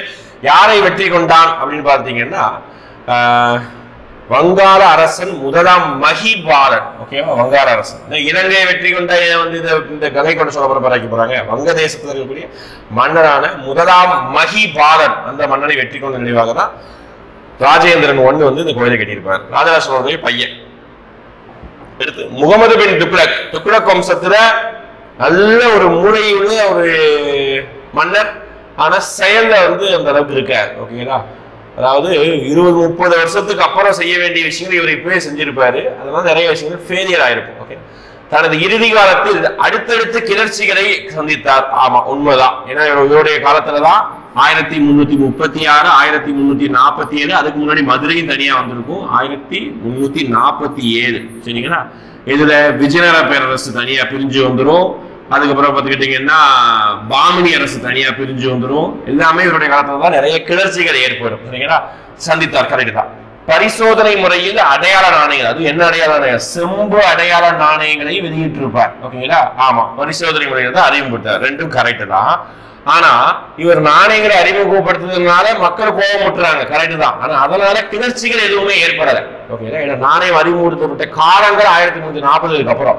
அதுக்கு முன்னாடி என்ன ஆயிப்போச்சு அப்படின்னு பாத்தீங்கன்னா விஜயநகர பேரரசு, பாமணி, இந்த டைம் இது எல்லாமே தனியா கிளர்ச்சிகள் தனியா வந்துட்டாங்க. கிளர்ச்சியை சிந்திப்பதற்கு காரணம் வேற காரணங்கள் இருந்தாலும் நாணயம் ஒரு மெயின் காரணம் அல்ல. அதனால இது 2 சரியான விளக்கம் அல்ல. சரிங்களா, கூற்றுக்கான 2 சரிதான், சரியான விளக்கம் அல்ல. சரிங்களா, இந்த கொஸ்டின் இது ஒன்று தான் சரியான விளக்கம் இல்லைன்னு வந்திருக்கு. தஞ்சை பெரிய கோயில் நினைவாக 1000வது ஆண்டு விழா தமிழக அரசால் கொண்டாடப்பட்டது. எப்போ கொண்டாடப்பட்டது? டேட் கேட்கிறாங்க. ஓகே, அப்ப 1000 அதாவது 1010ஆம் ஆண்டு தான் இந்த கோவில் கட்டப்பட்டது அப்படின்னு சொல்லி கண்டுபிடிச்சு வச்சிருக்கிறோம். அப்ப அதுல இருந்து 1000 வருஷம் தான். 2010ஆம் ஆண்டு ஒரு விசேஷமா கொண்டாடணும். அது என்னைக்கு? எல்லா ஆப்ஷனும் 2010 தான் இருக்குது. நம்ம இன்வைட் பண்ண முடியாது. டேட் தெரிஞ்சுக்கணும். செப்டம்பர் 25ஆம் தேதி தான் இந்த கோயில் நினைவாக நம்ம இந்த நாள் கொண்டாடப்படுகிறது. சரிங்களா, அடுத்து எந்த பாண்டிய அரசர்? பின்னொரு எந்த பாண்டிய அரசர்? முதலாம் மகேந்திரவர்மன் முதலாம் நரசிம்மவர்மனின் சமகாலத்தவர். ஓகேவா, இப்போ முதலாம் மகேந்திரவர்மன் அப்படி பார்த்தீங்கன்னா 600 இருந்து 630. அடுத்து முதலாம் நரசிம்மவர்மன் 630 இருந்து 668, 60 சம்திங்ல வரும் இந்த ரேஞ்சில். அப்ப இவருடைய சமகாலத்தை சேர்ந்த ஒரு மன்னர், இதுக்கு இடைப்பட்ட காலத்தில் இருந்த மன்னர் தான் அரிகேசரி மாரவர்மன் அப்படின்னு சொல்லுவாங்க. ஓகே, இந்த மன்னர் தான் என்ன பண்ணாரு அப்படின்னு பாத்தீங்கன்னா சமகாலத்தவர் தான். இதே டைம்ல தான் முதலாம் மகேந்திரவர்மன் அப்பர் மாத்துற மாதிரி அரிகேசரி மாறவர்மன் திருஞான சம்பந்தர் ஓகேங்களா அவரும் மாத்துவார் சமண சமயத்திலிருந்து சைவ மதத்துக்கு ஓகேங்களா. இவருடைய இன்னொரு பெயர் கூன் பாண்டியன் சொல்லுவாங்க. அந்த கூன் நின்றதுக்கு அப்புறம் இவருடைய பெயர் நின்ற சீர் நெடுமாறன் அப்படின்னு சொல்லிட்டு மாறிடும் ஓகேங்களா பாண்டிய வம்சத்துல. அது மாதிரி பிற்கால பாண்டியர்களை மீட்டரை செய்தவர் கடுங்கோன் பாண்டியன் சரிங்களா. பின்னொரு எந்த இடத்தில் கடல் நீரை கடல் நீரை குடிநீராக ஆக்கும் மயில் இல்லை அப்படின்னு கேட்கிறாங்க. அதாவது சென்னை பக்கத்துல ஏகப்பட்ட இடங்கள்ல கடல் நீரை குடிநீராக்கக்கூடிய பிளான்ட் வந்து நிறைய இடத்துல போட்டிருக்காங்க. மீஞ்சூர் இருக்கு, நிமிதி இருக்கு, பேரூர் இருக்கு, பெருங்குடியில தான் இல்லை சரிங்களா. எங்க இதை கேட்கிறாங்க, பெருங்குடியில் இல்லை. அடுத்ததாக திருக்குறள் உரை ஆசிரியர்கள் முதலாம் அவர் யார் ஓகேங்களா. திருக்குறள் வந்து உரை ஆசிரியர் எழுதியிருக்காங்க நிறைய பேர். அதுல முதலாவது யார் அப்படின்னா சொல்லுவாங்க 10 பேர் வந்து திருக்குறள் உரை எழுதியிருக்காங்க. அதுல சிறந்த உரை அப்படின்னா பரிமேலழகருடைய உரைதான். சிறந்த உரை அப்படின்னா பரிமேலழகருடைய உரை. மணக்குடவருடைய உரை தான் முதல் உரை அப்படின்னு சொல்லுவாங்க ஓகே. முதலாக திருக்குறள் உரை எழுதியவருடைய உரைனா அது மணக்குடவருடைய உரை தான் ஓகேங்களா. அடுத்து தமிழ்நாடு பின்வரும் குறியீட்டில் எந்த குறியீட்டுல முதல் இடத்துல இருக்கு ஓகேங்களா. அப்போ நிதி ஆயோக் மெயினா நிதி ஆயோக்ல நிறைய குறியீடு வெளியிடும். Water composite water management act, health index, அப்புறம் வந்து பாத்தீங்கன்னா இந்த கல்வி ஸ்கூல் எஜுகேஷன் குவாலிட்டி இண்டெக்ஸ் நிறைய இண்டெக்ஸ் ரிலீஸ் பண்ணுவாங்க. அதுல தமிழ்நாடு எதுல முதலிடத்துல இருக்குன்னா புதுப்பிக்கக்கூடிய ஆற்றல் உற்பத்தி திறன் ரெனியூவபிள் எனர்ஜி கெபாசிட்டி இண்டெக்ஸ் அப்படின்னு சொல்லிட்டு ஒரு குறியீடு ரிலீஸ் பண்ணுவாங்க. அதுல ஃபர்ஸ்ட் பிளேஸ். ஹெல்த் இண்டெக்ஸ்ல வந்து 2வது அல்லது 3வது இடத்துல இருக்கும். ஸ்கூல் பள்ளி கல்வித்தர குறியீட்டு 2வது 3வது நம்ம இருப்போம் ஓகேங்களா. ஆனால் புதுப்பிக்கக்கூடிய ஆற்றல் நம்ம ஊர்ல தான் அதிகமா, காற்றாலை அதிகமா, சோலார் எல்லாமே நம்ம ஊர்ல தான் அதிகமா இருக்குது. அதனால நம்ம அதுல ஃபர்ஸ்ட் பிளேஸ் சரிங்களா. அடுத்து சரியான கூற்றுகளை தேர்ந்தெடு. பேஷ்வா என்ற சமஸ்கிருத சொல்லின் பொருள் முதன்மையானது அல்லது பிரதம அமைச்சர். ஆமா, பேஷ்வாங்கிற சொல்லுக்கு இதுதான் அர்த்தம். ஆனா இது ஒரு சமஸ்கிருத சொல்லா அப்படிங்கிற கிடையாது. இது ஒரு பெர்ஷியன் லாங்குவேஜ் ஓகே. பாரசீக மொழி தான் இந்த என்ன சொல்றது பேஷ்வாங்கிறது ஓகேங்களா. அதோட பொருள் வந்து பிரதம அமைச்சர் தான். பாலாஜி விஸ்வநாத் தான் சாஹு என்ற மன்னரிடம் இருந்து ஷாஹு அப்படின்னு சொல்லிட்டு ஒரு மன்னர் இருப்பாரு. அவர் வந்து சிறையிலிருந்து வெளியேறதுக்கு அப்புறம் தான் பாலாஜி விஸ்வநாத்துடைய இதுலதான் என்ன பண்ணிருப்பாரு அப்படி பாலாஜி விஸ்வநாத் என்ன பண்ணிருப்பாருன்னா பேஷ்வா ஆட்சியாளரா மாறி இருப்பாரு. பதவி மரபு சார்ந்ததாக அதாவது ஹெரிடிட்டரின்னு சொல்லுவாங்க. நான் பேசுவா, என் பையன் பேசுவா, அவருடைய பையன் பேசுற விஷயத்தை மாத்தினதே இவர் தான் ஓகேங்களா. அடுத்து ஜாகிர்களை வழங்கும் நடைமுறை பாலாஜி பஜ்ராவ் காலத்தில் மீண்டும் வழக்கத்திற்கு கொண்டு வரப்பட்டது. எஸ், இதுவும் கரெக்ட் தான் ஓகேங்களா. 2, 3 சரி இது தவறுதான். 2 மட்டும் சரி ஓகேங்களா. 2 மட்டும் சரி. பெட்ரோலியம் எம்முறையில் சுத்திகரிக்கப்படுகிறது. பொருட்களை சுத்திகரிப்பதற்கு நிறைய வழிமுறைகள் இருக்கும் ஓகேங்களா. அது பெட்ரோலியத்தை சுத்திகரிப்பதற்கு என்ன வழிமுறைனா பின்ன வாழை வடித்தல், பின்ன காட்சி வடித்தல் கிடையாது, பின்ன வாழை வடித்தல். இது ஒரு பதகமானது ஒரு சில விஷயத்துக்கு, வடிகட்டுதல் ஒரு சில விஷயத்துக்கு. அது பெட்ரோலியத்தை வந்து பின்ன வாழை வடித்தல், அது ஒரு ப்ராசஸிங் மெத்தட் ஓகேங்களா. அதுதான் வந்து அந்த முறையை பயன்படுத்தால் பெட்ரோலியத்தை வந்து பியூரிஃபை சுத்தப்படுத்துறாங்க சரிங்களா.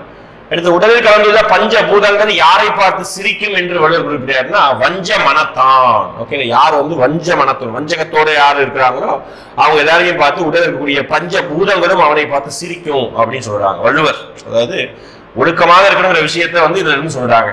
நைட்ரஜன் உரத்திற்கு எடுத்துக்காட்டு. நைட்ரஜன்னா என் அப்படிங்கிற விஷயம். ஒரு உரம் அப்படி இருந்ததுன்னா 3 விஷயம் முக்கியம். அதுதான் சிம்பிளா என்ன சொல்லுவாங்க NPK சொல்லுவாங்க. நைட்ரஜன், பொட்டாசியம், பாஸ்பரஸ் இந்த 3 விஷயம் கம்பல்சரி தேவை. அதுல நைட்ரஜன் உரம் எதெல்லாம் அப்படின்னு சொல்றாங்க. அப்ப இதை பாருங்க, எங்கேயும் நைட்ரஜன் வார்த்தையே இல்லை. Ammonium bicarbonate, ammonium chloride, ammonium sulphate இருக்குது. அமோனியம் வந்தாலே அமோனியங்கிற வார்த்தைக்கே வந்து என்ன ஃபார்முலா NH4 அப்படின்னே சொல்லுவாங்க. அப்போ அதுல N வந்துருது. அப்போ இது எல்லாமே மேற்கண்ட அனைத்துமே நைட்ரஜன் உரத்திற்கு ஒரு உதாரணம் தான் சரிங்களா. அடுத்து ஃபுல் ஃபார்ம், அதுக்கப்புறம் வந்து மேட்ச் த ஃபாலோயிங் பண்ணணும். இது நல்ல क्वेश्चन ஆரம்பிக்குது ஓகே. LPG ஃபுல் ஃபார்ம் கேட்பாங்க சொன்னாங்க. லிக்விஃபைடு பெட்ரோலியம் கேஸ் அப்படி சொல்லுவாங்க. லிக்விஃபைடு பெட்ரோலியம் கேஸ், திரவ பெட்ரோலிய வாயு. CNG அமுக்கப்பட்ட வாயு, கம்ப்ரஸ்டு நேச்சுரல் கேஸ் அமுக்கப்பட்ட வாயு. கருப்பு தங்கம் அப்படின்னா அதுக்கு பேர் வந்து பெட்ரோலியம். கருப்பு வைரம் அப்படின்னா அதுக்கு பேரு நிலக்கரி ஓகேங்களா. நிலக்கரி ரெண்டு கன்ஃபியூஸ் ஆக நிறைய பேருக்கு. வைரம் அப்படின்னா கல்லுமா இருக்கும், ஸ்ட்ராங்கா இருக்கும், அப்ப நிலக்கரி. தங்கம்னா நம்ம தங்கம் வந்து உருக்கும் போது எப்படிதான் இருக்கும், லிக்விடா தான் இருக்கும். நிறைய செம்பு கலந்ததுக்கு அப்புறம் தான் அது வந்து கெட்டி ஆகுது. அப்போ திரவ தங்கம் அல்லது கருப்பு தங்கம் அப்படின்னா அது பெட்ரோலியம் தான். அப்படி மேட்ச் பண்ணோம்னா LPGக்கு 4, Aக்கு 4, பிக்கு வந்து 3. அப்போ மேட்ச் பண்ணோம்னா டி தான் ஆன்சர். சரிங்களா? சொல்லுக்கும் செயலுக்கும் தொடர்பில்லாதவர் நட்பு. ஓகே, நிறைய நட்பு குறித்து நிறைய குறள் வள்ளுவர் சொல்லிப்பாரு. அதுல ஒருத்தர் பேசுறதுக்கும் ஒருத்தர் செய்யறதுக்கும் சம்பந்தமே இல்லாதவருடைய நட்பு கனவுலையும் துன்பம் தரும். நிஜத்துல துன்பம் தராது, நிஜத்திலையும் துன்பம் தரும், கனவுலையும் துன்பம் தரும் அப்படின்னு சொல்லிட்டு வள்ளுவர் சொல்றாரு. ஓகேங்களா?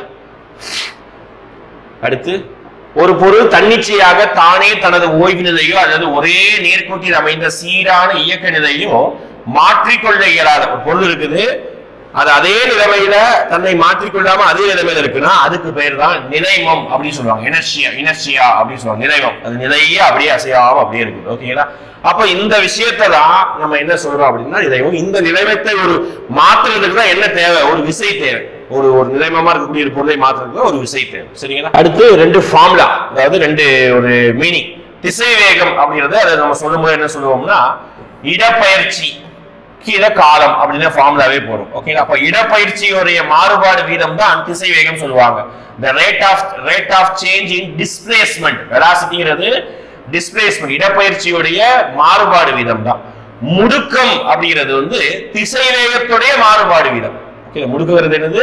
திசை வேகத்துடைய மாறுபாடு வீதம், தொலைவுடைய மாறுபாடு வீதம் கிடையாது. தவறு. 2வது ஸ்டேட்மெண்ட். அப்போ முதல் ஸ்டேட்மெண்ட் தான் தவறான இணையை தேர்ந்தெடுக்கிறாங்க. அப்போ 2வது ஸ்டேட்மெண்ட் தான் தவறு. நமக்கு தவறானதா சொல்லணும், சரியானதை சொல்லக்கூடாது. சரிங்களா?